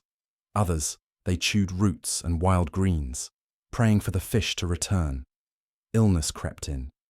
Dysentery from dirty water, infection from splinters, pneumonia in children whose blankets never dried. But there was no turning back. They buried their dead with cedar shavings and prayers whispered in both English and Smalgiaks. The ground was hard, but the resolve harder. Then came the question of law. They were now in Alaska, American land. But they were not US citizens. They had no charter, no deed. Duncan sent envoys to Washington, pleading for protection. He argued that this was not a rebellion, but a refuge. Not an act of war, but of faith. Some in Congress listened. One wrote, "These are not vagabonds, but a people building a town with discipline and purpose. Let them be heard." But others questioned the legitimacy. Could an indigenous community, led by a renegade preacher, truly claim sovereignty on US soil? So while the answers churned in distant chambers, the people kept building. By the second year, Metlakatla began to take shape again, reborn in pine and prayer. Roads of packed earth, a sawmill powered by water wheel, a schoolhouse of split timber echoing with lessons. Women organized sewing circles, men built a blacksmith's forge. A salmon cannery emerged by the shore, crude at first, but functional. And at night, when the wind eased and the fires glowed orange against the trees, the old songs returned, softly, in fragments. Not in defiance, but in memory. They did not bring back the masks or the potlatch. Not yet. But the names came back, whispered from grandmother to grandchild, carved in the corners of tool handles, etched in the stones near graves, because though they had left their homeland, they had not left themselves. Duncan continued to lead. His grip remained firm, but not unyielding. The years had softened him, or perhaps it was the land. Here, in a place where every shingle cost sweat, and every meal a risk, even control had to bow to survival, he still preached, still walked the town each morning, still held counsel with men he trusted. But there were fewer commands now, more listening, more silence. In time, Washington acted. In 1891, 4 years after their arrival, President Benjamin Harrison signed an executive order. It granted Annette Island to the Metlakatla people, the only Indian reservation in all of Alaska, a legal anomaly, a political concession, a recognition, however reluctant, that something unprecedented had taken root on that island. A sovereign community, indigenous and Christian, self-governed, self-built. It was a victory, but one carved in calluses and grave markers, and so they endured. The cannery expanded. Children grew into teachers. Boats launched each spring, hunting halibut in deeper waters. The island rang with the sounds of hammers, hymnals, and, quietly, the language that would not die. What happened in 1887 was not a protest, not a rebellion. It was an exodus, a migration not of conquest, but of principle. 800 people crossed the sea, not for land or gold or glory, but for a future where they could be both faithful and free. And though the world would forget this crossing, though textbooks would skim past it, and maps would mark it small, the tides remember. They always do. Each wave that breaks on the shore of Annette Island carries with it the echo of that journey, not just across miles, but across identity, across belief, across what it means to survive without surrender. The rain never stopped, not for hours, not for days. It came in grey sheets down the slopes of the coastal mountains, weeping through spruce boughs, soaking canvas tents and bare shoulders, turning earth to mire and firewood to sponge. It hissed against tin pots and pooled in the bootprints of men hauling timbers. It ran down the cheeks of children too cold to cry and into the sleeves of women scraping roots from wet ground. On Annette Island, the sky wept constantly, but the people did not. This was their land now, their last land, and it would be made into a home if it broke them. The Tsimshian, who had followed William Duncan across the sea in 1887, found themselves in a world that was wild in every sense. Wild with weather, wild with hunger, wild with silence. But they had come not to tame it, not in the way colonists might, but to shape it, to carve something livable and lasting from the raw muscle of the land. They brought almost nothing with them, a few iron tools, saw blades wrapped in oilcloth, Bibles, ropes, saltfish packed in cedar boxes. No horses, no carts, no infrastructure. They were builders with no blueprints, just ancestral memory and hard-won discipline. Each morning began the same. Duncan walked the perimeter of the camp, marking with a staff where homes would be raised, where the mill would be built, where the church would stand. He spoke little. His followers knew what needed doing. By the first crack of daylight, axes were already swinging. They began at the tree line. The Sitka spruce grew tall and proud on a net island, thick with sap and centuries. Felling just one took half a day and 5 men. They would wedge it first, carefully notching a directional fall, then set to it with double-bit axes passed between hands calloused by prayer and fire.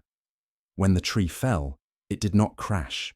It boomed, thundering into the wet earth like a gunshot across time. They stripped the bark with drawknives, rolling logs through mud to the village centre, using ropes made of twisted cedar bark and human grit. Children stuffed moss into their boots and helped where they could, handing tools, gathering stones, collecting spruce pitch to seal the joints between beams. The church was raised first. Its floor was packed clay. The walls were log on log, each corner joint notched by hand. For windows, they stretched oiled paper over cedar frames.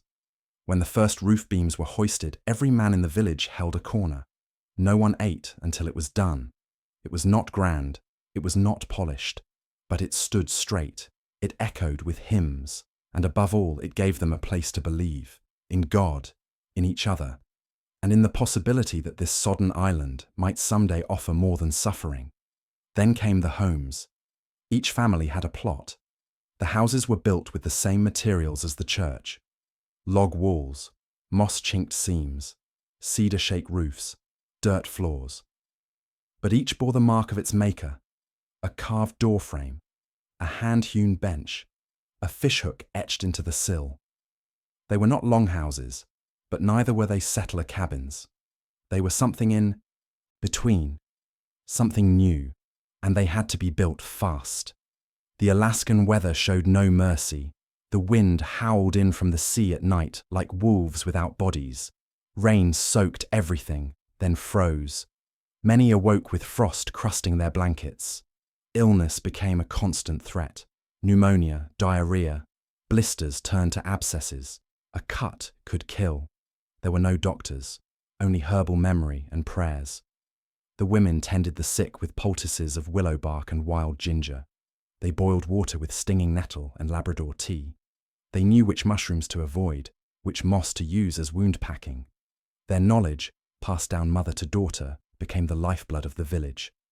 Still, some did not survive. There are no headstones for those first winter dead, just soft mounds behind the church, marked by smooth river stones and carved initials. Funerals were brief. There was no time for grief. Not when another wall needed raising, another boat repairing, another child crying from hunger. And still, the work continued. They built a sawmill powered by water, diverted through a hand-dug trench. The wheel turned slowly at first, its paddles slapping the current with sluggish rhythm, but eventually it hummed, feeding planks through its maw like a beast learning to breathe. With lumber came canneries. The fish were returning, halibut in the deeper channels, coho in the rivers, herring flashing like silver sparks in the shallows. The men constructed drying racks, smokehouses, and crude packing sheds. Women salted fillets with aching hands. Children fished with carved spears. Every meal caught, not bought.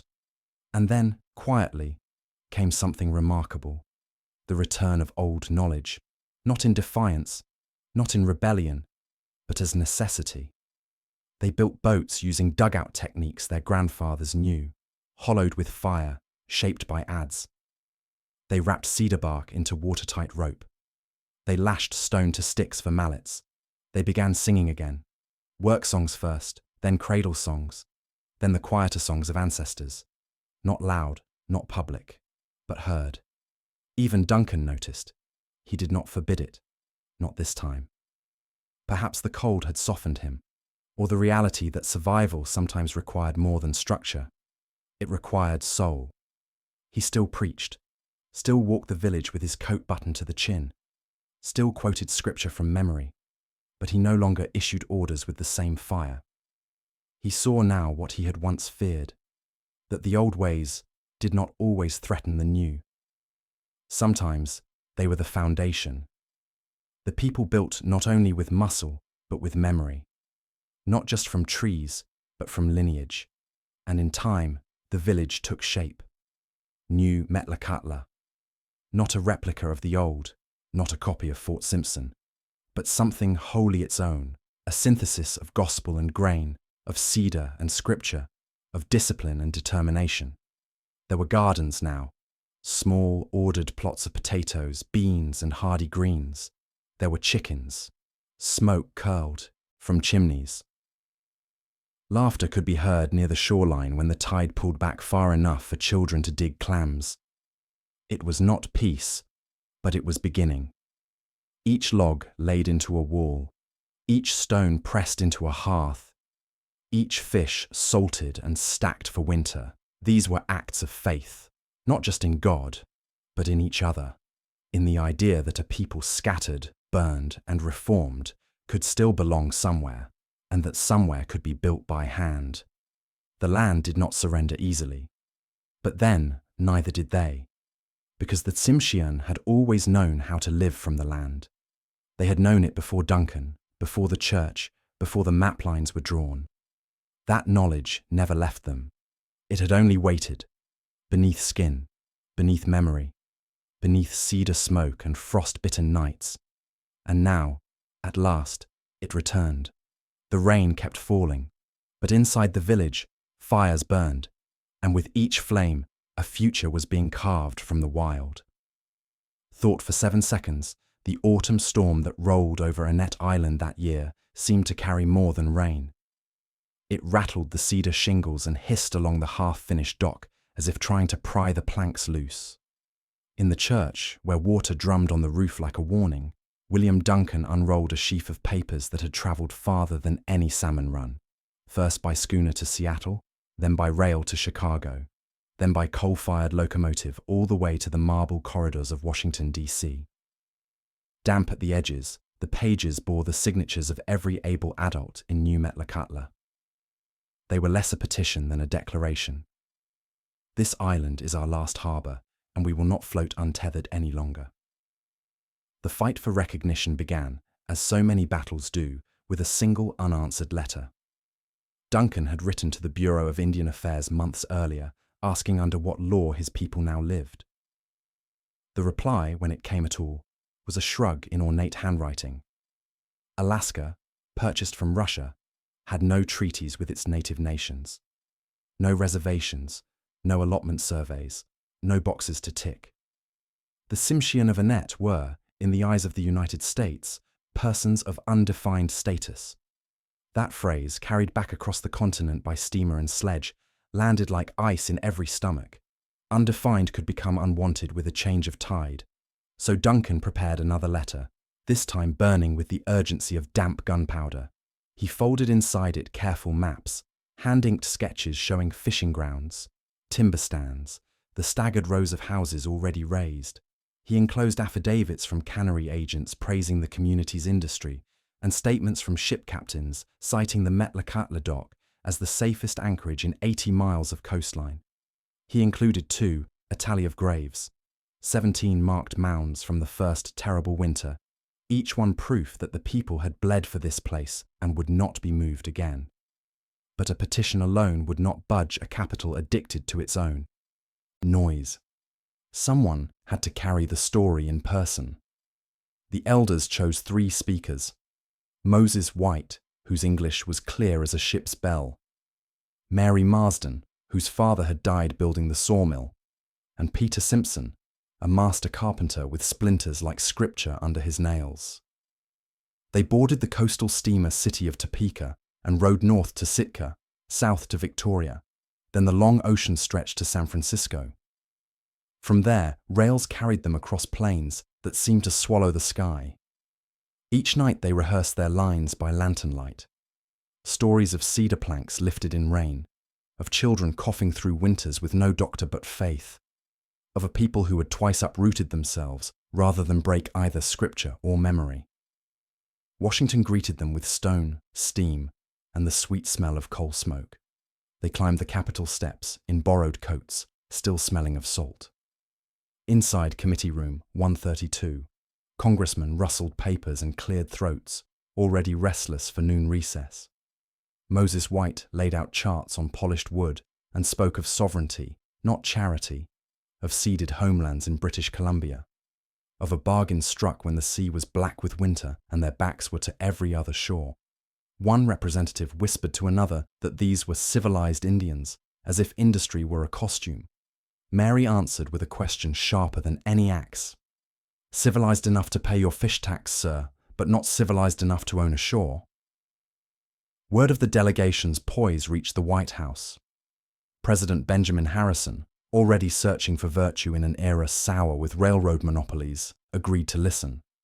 On a grey April morning in 1891, the three Tsimshian stood in the Executive Mansion's Blue Room, its chandelier glittering like captured rain. They spoke without notes. They asked for no more than what the Republic promised all who tilled its soil: security that a home built would not be seized at dawn. The President turned to his secretary and nodded. The paperwork drafted that afternoon was an executive order spare in language but vast in implication. The Annette Islands Reserve, land and surrounding waters, set aside for occupation by the Metlakatla Indians and those who may join them. No treaty, no Senate debate, just a single stroke of pen across parchment. When the seal dried, Alaska had its first and only reservation, an island 18 miles long and 12 miles wide, large enough to matter, small enough to ignore should future administrations choose. News travelled homeward faster than the delegates. In Metlakatla, the bell rang through fog until the clapper cracked. Children raced down muddy lanes, shouting that the island belonged to them, the way skin belongs to bone. Women knelt in the church, tears mixing with cedar smoke scent. Men who had felled spruce until their shoulders screamed in the dark let their axes hang idle for the first evening in months. They were no longer squatters in silence. They were custodians named in federal ink. Yet the victory carried an underside of iron. The order came with conditions unspoken but clear. Remain industrious, remain peaceful, remain Christian, and the parchment would hold. Slip and the language, and those who may join them, could be twisted into a fuse to welcome speculators, loggers, anyone who could argue a share in progress. The reservation was shield and shackle at once. Beyond the island, other native nations watched with a blend of hope and hurt. Tlingit villages near Juneau, Haida families of Prince of Wales Island, Yupik communities on the Yukon mouth, all still lived under legal shadows. They paid taxes on fish pulled from ancestral bays. Their burial grounds could be homesteaded by any settler with a surveyor's tape and a friend in the land office. Some leaders wrote to Duncan for advice. Others cursed him for closing a door they feared would never open again. The federal government soon made the contrast starker. In 1906, it offered limited citizenship to civilized Alaska natives who would abandon communal land claims. Yet Annette Island already held communal title, an exception that could not be reconciled with assimilation policy. Bureaucrats drafted circulars describing Metlakatla as self-supporting, a model to praise without replicating. Privately, they grumbled that one reservation was aberration enough. On the island, life adjusted to the new status. Surveyors arrived wearing stiff canvas and suspicion, driving cedar stakes at property corners, while Tsimshian families eyed them from porch steps. The cannery expanded under federal license. Fishing boats bearing the community crest sailed farther each season, then returned to unload silver-bright salmon into steam-whistling plants whose guttural clank became the island's heartbeat. With reservation boundaries set, the dock could attract American merchants without fear of jurisdictional quarrels. A telegraph station opened, its wires humming headlines from a continent away. Progress, people said. Yet every new line of Morse brought also the distant tremor of markets and laws that could shift like fault lines beneath the village. Some shifts came quickly. Territorial officials claimed the reservation had no authority over non-native fishermen in adjacent waters. When Metlakatla wardens seized trespass boats, Alaska's district court balked, arguing that fish swam free of parchment. The tribe fought back, invoking Harrison's order that reserved adjacent fishing grounds. Years spiraled into affidavits and appeals. The question of who owned a single salmon sometimes cost more than the market price of 100. Still, the community pressed, for to lose the fish was to lose the marrow of the island.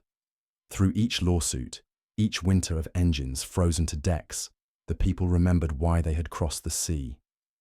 Meetings ended with a prayer in English and a quiet line of smalgayaks, the two tongues, braided like rope. School teachers drilled arithmetic by slate and candlelight.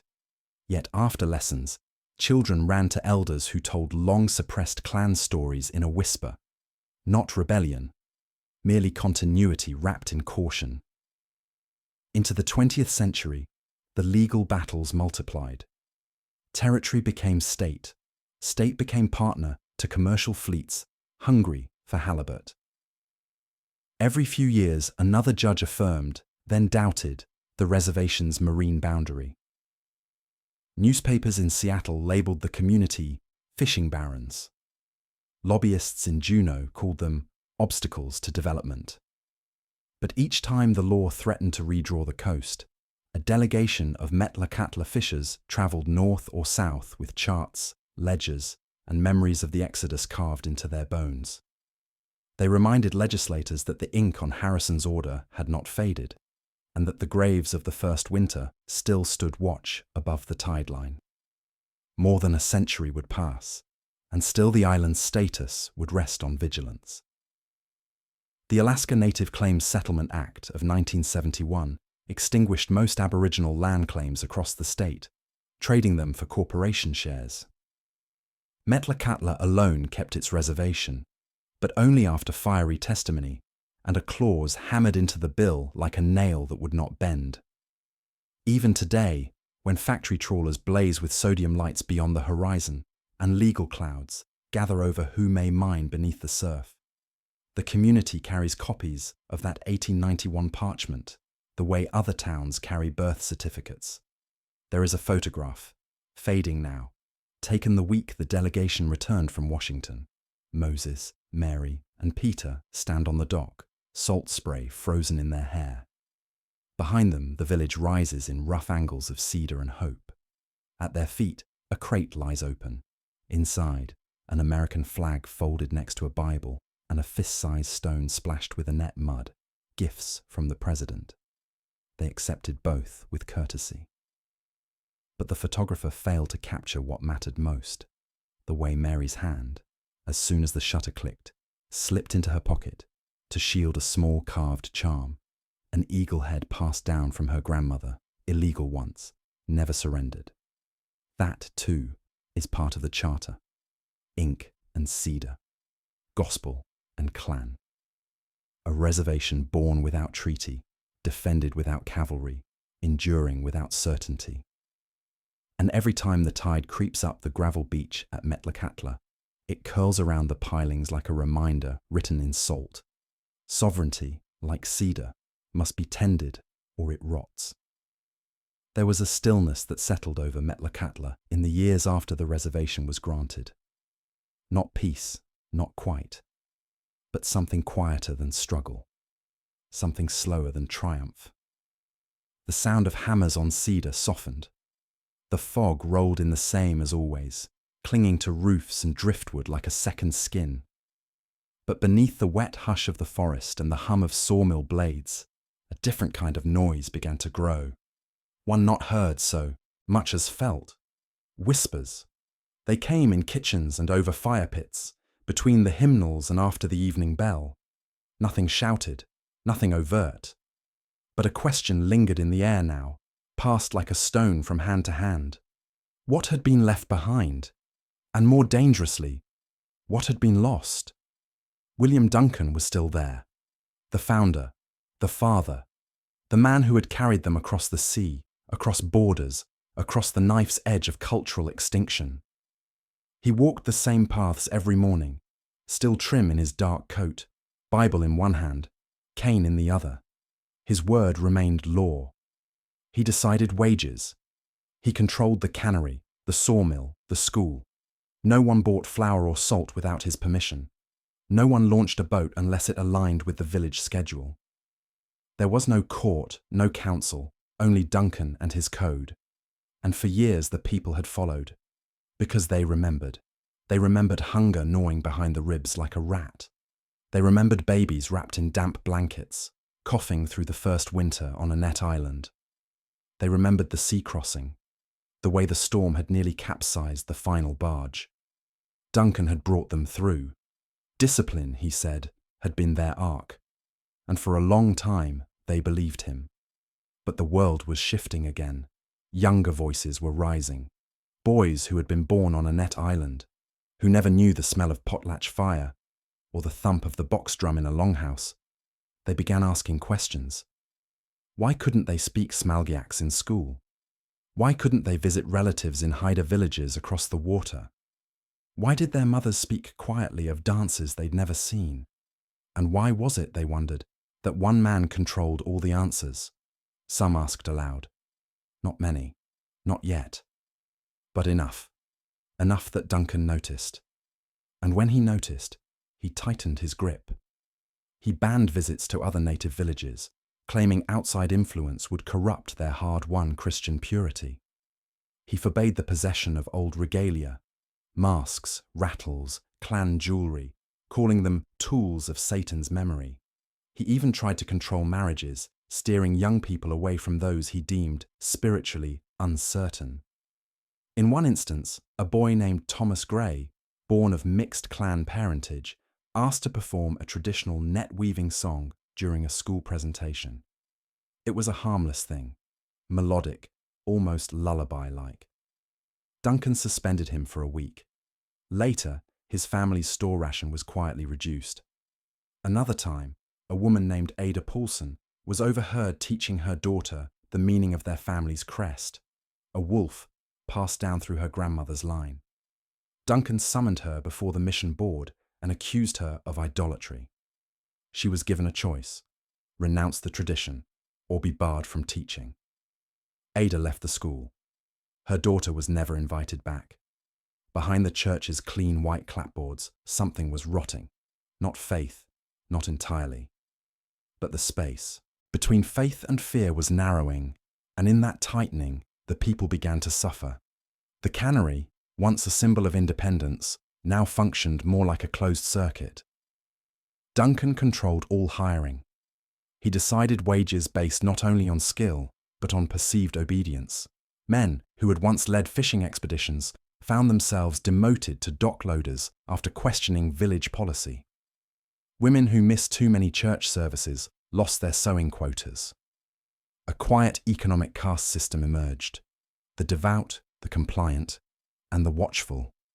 And yet, for all the rules, the whispers deepened. Elders began to speak again, cautiously, and only to those they trusted. They told stories at night, in kitchens, in sheds. They recited clan origins under their breath. One man carved a wolf's head into a canoe paddle and covered it in pitch until it could be revealed in safer times. Another woman wove her grandfather's crest into a blanket and told her children to use it only when she was gone, because the old ones were leaving. One by one, those who had made the crossing, who had survived the fever years and the famine winters, passed into silence. And with them went the first-hand memories of how things had once been, when the raven flew in stories shared in smokehouses, when potlatches measured honour, not wealth, when the forest was not a threat to be tamed, but a place where prayers had always been answered. Duncan offered a different memory. He told them they had been saved, that before him they were a people on the brink of destruction. He wrote pamphlets claiming Metlakatla had become a miracle of Christian order, a shining light among the savagery of the frontier. Mission boards in London and New York printed his words, sent donations. And Duncan, unquestioned, unelected, became a kind of governor, answerable to no one but his God. But even God, some whispered, must weep when silence is called salvation. Outside Metlakatla, change thundered forward. The gold rush brought waves of miners, logging camps surged along the coast, rail lines carved the wilderness. Native villages were displaced, children taken to boarding schools. But within the reservation boundary, time remained trapped, preserved by Duncan's vision, protected and stifled. A few tried to challenge him directly. A small group of younger men petitioned for a council, something democratic, a way for the people to share leadership or at least accountability. Duncan dismissed them from the sawmill. Others left quietly, moving to Sitka, to Ketchikan, even back across the border into British Columbia. Exile was sometimes gentler than obedience, but most stayed, because the fear of collapse was greater than the cost of silence. They had seen what happened when land was not protected, when treaties were broken, when children were taken. Metlakatla was not perfect, but it was theirs. And Duncan, for all his rigidity, had kept the worst of colonial violence at bay. Still, even he could not keep out time. In 1912, the first federal inspectors began to arrive, discreet men in wool coats, asking questions, taking notes. They watched the village economy, interviewed school teachers, asked about church attendance, fish quotas, land allotments. The tension spread like frost through the soil. Duncan bristled. He warned the village from the pulpit. The serpent of federal oversight comes cloaked in legality, but brings only chains. Yet the inspectors returned. Pressure was building, not just from within, but from without. And when Duncan looked into the eyes of the children in his schoolhouse, he saw something he hadn't expected. Not defiance, not rebellion, curiosity. They wanted to know who they were. Beyond the hymns, beyond the scripture, beyond the walls of cedar and doctrine he had built. They had grown up in the shadows of order. But now, in the quiet corners of their dreams, the forest was calling again. By the time Duncan would leave Metlakatla, for reasons the records dispute and the people only murmur about, the foundation he had built remained intact. But the voice that had filled every room no longer did. And in the silence that followed, something ancient stirred. Not a revolution, not a revolt, but a remembering. Because survival had come at a cost. And now the people had to ask, what good is safety if it means forgetting the language your grandmother sang you to sleep in?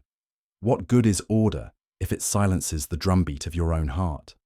And what does it mean to belong if your name is no longer your own? These questions would not be answered quickly. But in the next chapter of Metlakatla's story, the people would begin to ask them out loud. And once asked, such questions rarely go back to sleep. The rain fell differently that day. Not softer, not lighter, but older, somehow. As if the sky itself remembered something the people below had nearly forgotten. On the southern edge of Annette Island, where the cedars stood in quiet witness and the waves rolled in without ceremony, a man was laid into the earth. His body, wrapped in black wool and white linen, rested beneath the same soil he had claimed, cleared, and governed for more than 30 years. William Duncan was dead. It was October of 1918. The influenza pandemic had already begun sweeping through the coastal towns of Alaska, but in Metlakatla, the news that carried most sharply was not of sickness, it was of absence. The man who had led them from British Columbia, who had defied bishops and presidents alike, who had spoken smalgiaks in sermons and banned its use in homes, who had built the school, the sawmill, the cannery, who had carved a village from wilderness and filled it with rule. That man was now gone. There was no eulogy. There didn't need to be. The village itself, its roads, its rooftops, its rhythms, was the eulogy. His presence lingered in the timbers of the church, in the ledger books of the cannery, in the very structure of how a family prayed or laboured or dared to speak. But without Duncan's hands on the wheel, the current began to shift. The power vacuum was immediate. For decades, decisions had filtered through one man. Who could work? Who could marry? Who could be baptized? Who could stay? There was no council, no constitution. Duncan had been the interpreter of both scripture and law. And now, there was silence. In the weeks following his death, uncertainty spread like winter mist.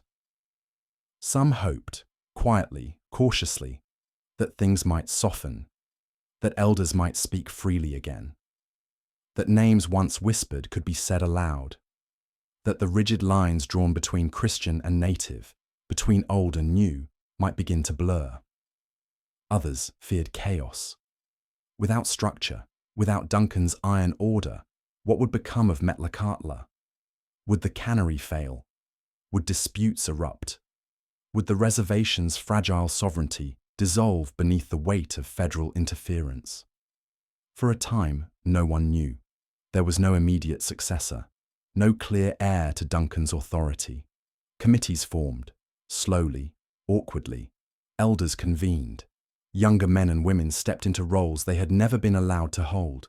And with each small shift, a deeper question surfaced. What version of Metlakatla would endure?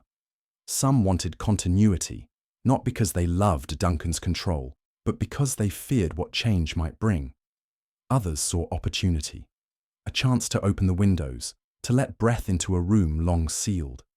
And so, quietly, carefully, the old ways began to return.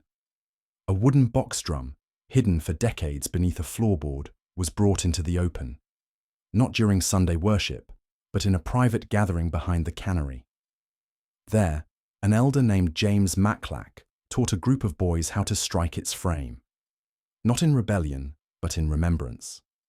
The sound echoed deep, low, like a heartbeat, returning after a long silence. Potlatch, once banned, re-emerged in fragments. Not full feasts, not yet, but shared meals held in honor of the dead. Blankets given in quiet ceremony. Names spoken before the fire. Old kinship systems, the matrilineal crests, the clan affiliations, found voice again in the mouths of those who had never been allowed to learn them. Art followed. Young women began weaving traditional patterns into blankets once kept plain. Beaded earrings appeared, small, discreet. A canoe was carved by hand, its prow shaped like a wolf's jaw. These were not acts of protest. They were acts of revival, of reaching backward, not to live in the past, but to make the future bearable. And yet not all forces pressing in on Metlakatla were internal. Beyond the island, federal eyes had turned toward Alaska's native populations with growing interest. Boarding schools were expanding. Bureaucrats were rewriting Indian policy, aiming to standardize everything, from land allotments to education, from language use to economic participation. Metlakatla, as the only reservation in Alaska, became both example and anomaly. Inspectors arrived more frequently now. Some asked polite questions. Others came with clipboards and quiet judgments. Why were there no elected tribal councils? Why did the church still control the cannery? Why were certain children not enrolled in federal schools? In Washington, assimilation was the language of policy. The Bureau of Indian Affairs wanted conformity, governance structures that could be tracked, taxed, and controlled. Metlakatla didn't fit. And so, pressure mounted. Petitions were sent from the BIA, requesting the implementation of tribal charters, the introduction of English-only schooling, the dissolution of church ownership over community industries. To federal minds, these were modern reforms. To many in Metlakatla, they felt like intrusion. The people stood at another threshold. If they resisted, they risked losing federal support, already limited, but vital in certain areas.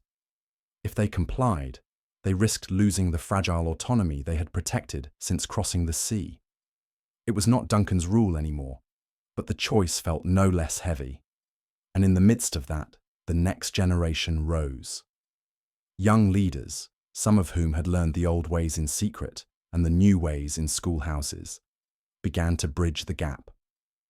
They drafted community charters, not to please Washington, but to assert their own right to self-govern. They wrote bilingual curricula, weaving smalgyaks into lesson plans, refusing the false binary of English or nothing. They traveled to Sitka, to Anchorage, to Juneau, learning from other native groups, hearing their stories, and realizing just how rare and how vulnerable their position was.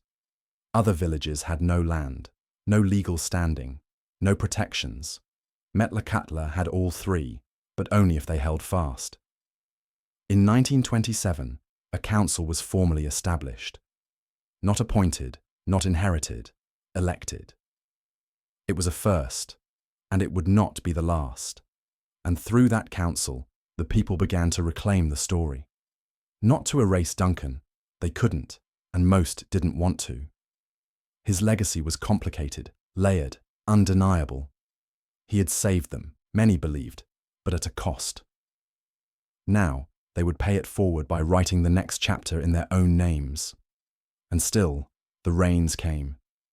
Still, the tide rose and fell. The forest grew thick. The cannery steamed through summer. Children laughed along the muddy paths. Fires burned in the hearths. But now, when the elders spoke, the young listened. And when the drums sounded, soft at first, then steady, no one silenced them, because Duncan was gone. But the people remained. And so did the memory of who they had been, and who they still might be. The sound of chainsaws did not echo in the same way as axes. It was sharper, hung in the air longer. It didn't speak in rhythm like the thud of timber meeting cedar. It screamed. By the 1940s, that scream had begun to bleed through the trees surrounding Metlakatla. And the people who had once carved this settlement from wilderness now faced a new threat. Not survival in the forest, but survival against it. Oil, timber, salmon. Words that once described sustenance had become currency.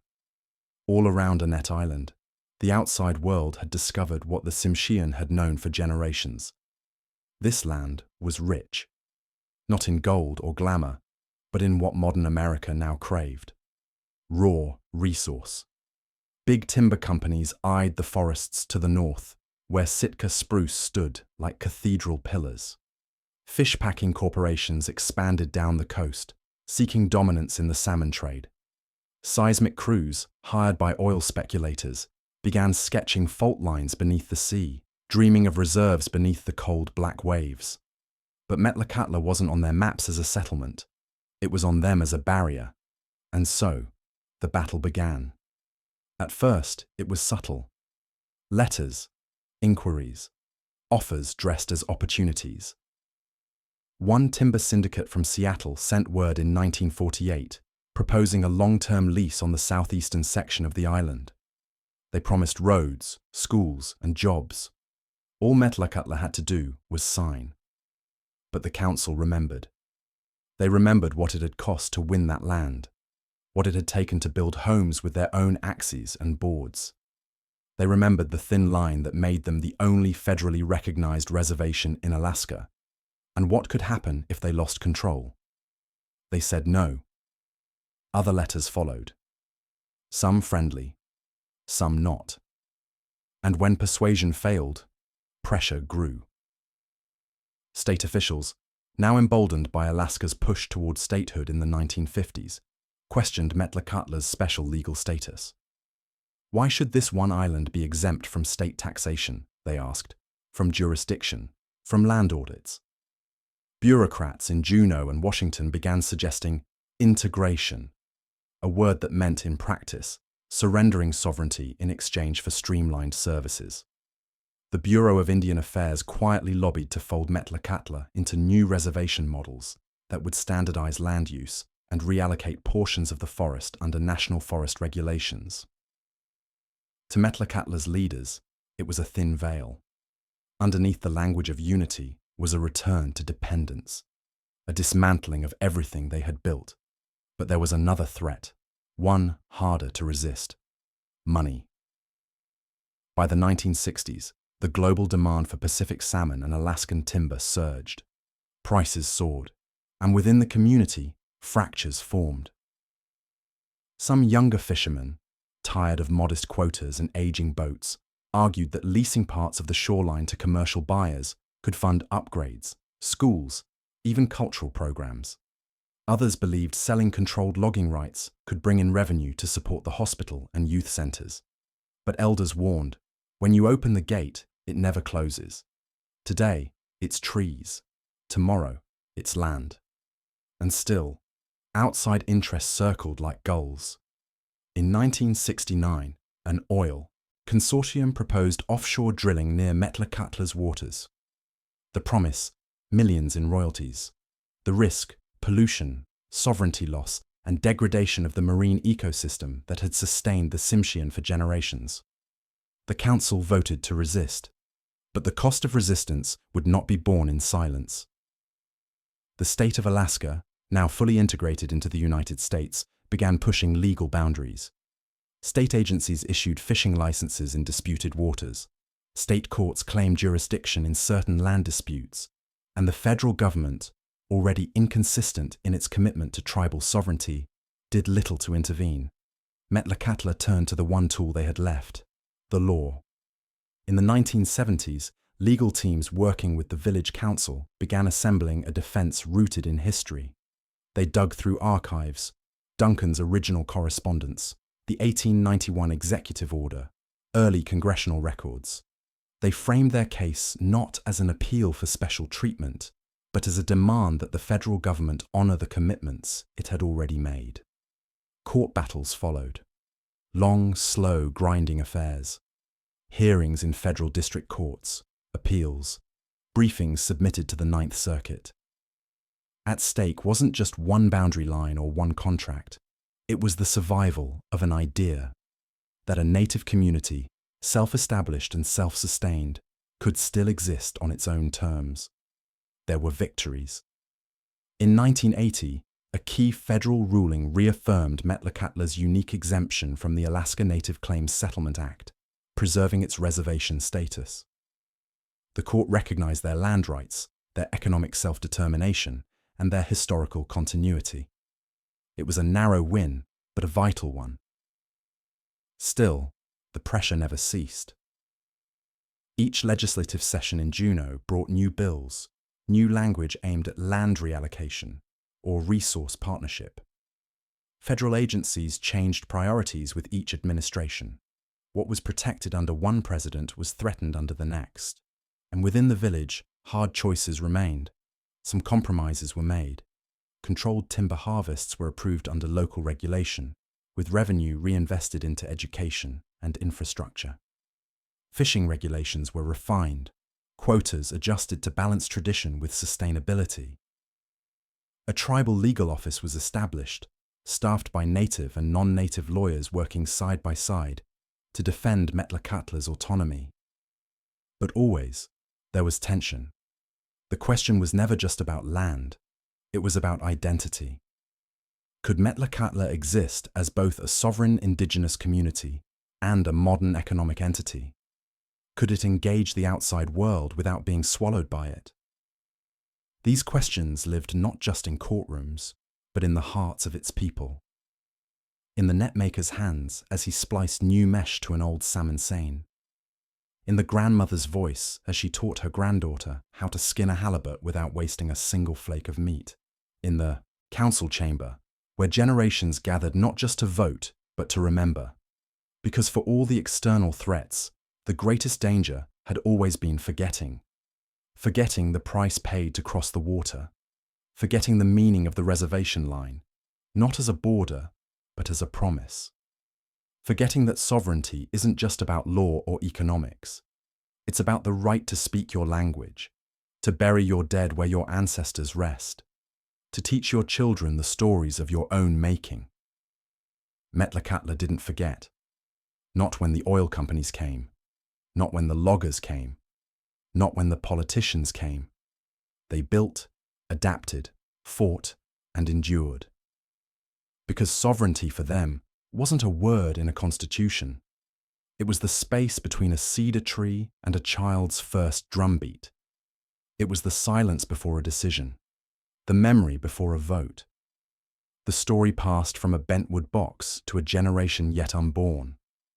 And on the southern edge of a net island, where the tides still roll in with the weight of time, a people still stand, not untouched, but unbroken. Their land, their rules, and still their fight.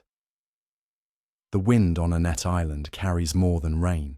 It carries names, ancient ones, names that once rang from the mouths of clan leaders in longhouses draped in cedar bark, names that told of raven and killer whale, of volcanoes that sang and trees that remembered. But by the late 20th century, many of those names had been silenced, not by death alone, but by forgetting. In a modest wooden house at the edge of Metlakatla, a girl sat cross-legged on the floor, her small hands tracing the woven edge of a blanket. Across from her, her grandmother spoke in Smalgiaks, the old language, thick like riverstone, rising and falling with a rhythm that echoed the tides. The girl nodded, mimicked the words, repeated the syllables, like she was learning a song. She was, because the language was dying. By the 1980s, fewer than a dozen fluent speakers remained in the village. Most were elders, their voices worn soft with time. They had lived through the era when Smalgaks was banned in schools, when children were beaten for speaking it in class. For many, the language had become something hidden, whispered only in the safety of kitchens or between grave markers. But it had not vanished. It lived in lullabies, in fishing terms passed from father to son, in ceremonial phrases carried in the memory of the oldest women, like a fire banked low but still glowing, waiting for breath. That breath began to return. It started small.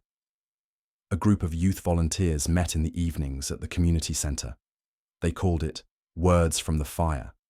One brought a tape recorder, another an old dictionary printed in 1895 by missionaries who had tried to transcribe the unwritable. They played back the voices of elders, recording stories in Samolgiaks before time could take them. In one of those sessions, a story emerged of a wolf who gave his voice to a child lost in the forest so that she could call home. That story became a symbol, because now a generation was calling home, and the village was listening. School teachers, some of whom had once been students in English-only classrooms, began introducing morning prayers in both languages. Posters of Tsimshian vocabulary were tacked to hallway walls. Classrooms echoed with new voices practicing old sounds: lute, salmon, lax ubus, killer whale, gibor, mountain, each word a stitch in something torn. Art returned next. In the woodshop behind the old cannery, an elder named Isaac Hill began carving again. His hands were bent with age, his shoulders hunched, but his knives were sharp. With each stroke, a raven emerged from the red cedar, not just a symbol, but a story. Children gathered to watch, asking questions, offering to help. Isaac taught them not only to carve, but to listen. Every line is a breath, he said. Every shape is a sound. Soon, the scent of fresh-cut cedar filled the air again. Wood chips scattered like snow at the feet of apprentices. A new totem pole began to rise, the first in decades, its figures not silent, but singing through chisel and sweat. And beneath the school auditorium, in a room where old costumes had once been locked away, dancers moved in shadow. They rehearsed in secret at first, uncertain if the return of the old songs would be welcomed. They mimicked the footwork described by grandmothers, guessed at the timing of long-forgotten drumming patterns. A few found fragments of regalia, a fringe here, a carved paddle there, buried in family trunks. Then, one night, they danced in the open. The performance was not flawless. The rhythm staggered. Some steps were tentative. But when they finished, the applause was thunderous. Elders wept, not because it was perfect, but because it was theirs. The revival spread. The tribal council passed a resolution declaring Smalgyaks an official language of Metlakatla. Funds were allocated for teacher training. Fluent elders were given stipends to teach. Story circles were held on Sundays, not in churches, but in longhouse-style gatherings, where youth recorded tales of trickster ravens and sea lions who spoke with thunder. The drumbeat of the old world returned. But revival is never without struggle. Some questioned the balance. Would too much focus on the past weaken the future? Could tradition coexist with technology, with college, with the wider world? Could the village survive if it looked backward too long? Others pushed back harder. They argued that the old ways had never left. They had simply been driven underground. Now was the time to bring them fully into the light. Still, there were tensions. A young woman who taught language classes was mocked by some as chasing ghosts. A teenage boy was chastised by an uncle for wearing regalia at a school event. One elder warned that some clan knowledge had been kept secret for a reason, but through all of it, the work continued. Because the stakes were clear. If the language died, so would the stories. If the songs faded, so would the ceremonies. If the art stopped, so would the remembering. One day, in a classroom overlooking the harbour, a little girl stood to give her presentation. Her voice trembled at first, but then she straightened her back and spoke clearly. My name is Hauya. I am from the Ganhada clan, the Raven. My grandmother taught me this song. She sang in Smalgyaks, just one verse. But the sound, that sound, was everything. Outside, the harbour lay still, the boats rocking gently on water dark with depth. Inside, something deeper stirred. A thread had been tied between generations, not perfectly, not completely, but enough. Because language is not just communication, it is a vessel, a canoe carved from sound, a place where memory and identity rose side by side. In Metlakatla, that canoe had nearly sunk.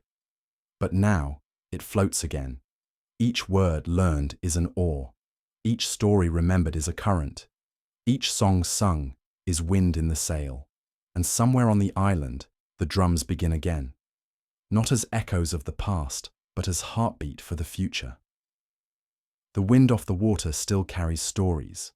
It moves through the spruce and cedar as it always has, brushing across the rooftops of Metlakatla, rippling the inlet where gulls wheel over docked fishing boats. It slips past net sheds and smokehouses, down schoolhouse steps and across the shoulders of those who rise before the sun. It carries salt and cold and the memory of things nearly lost.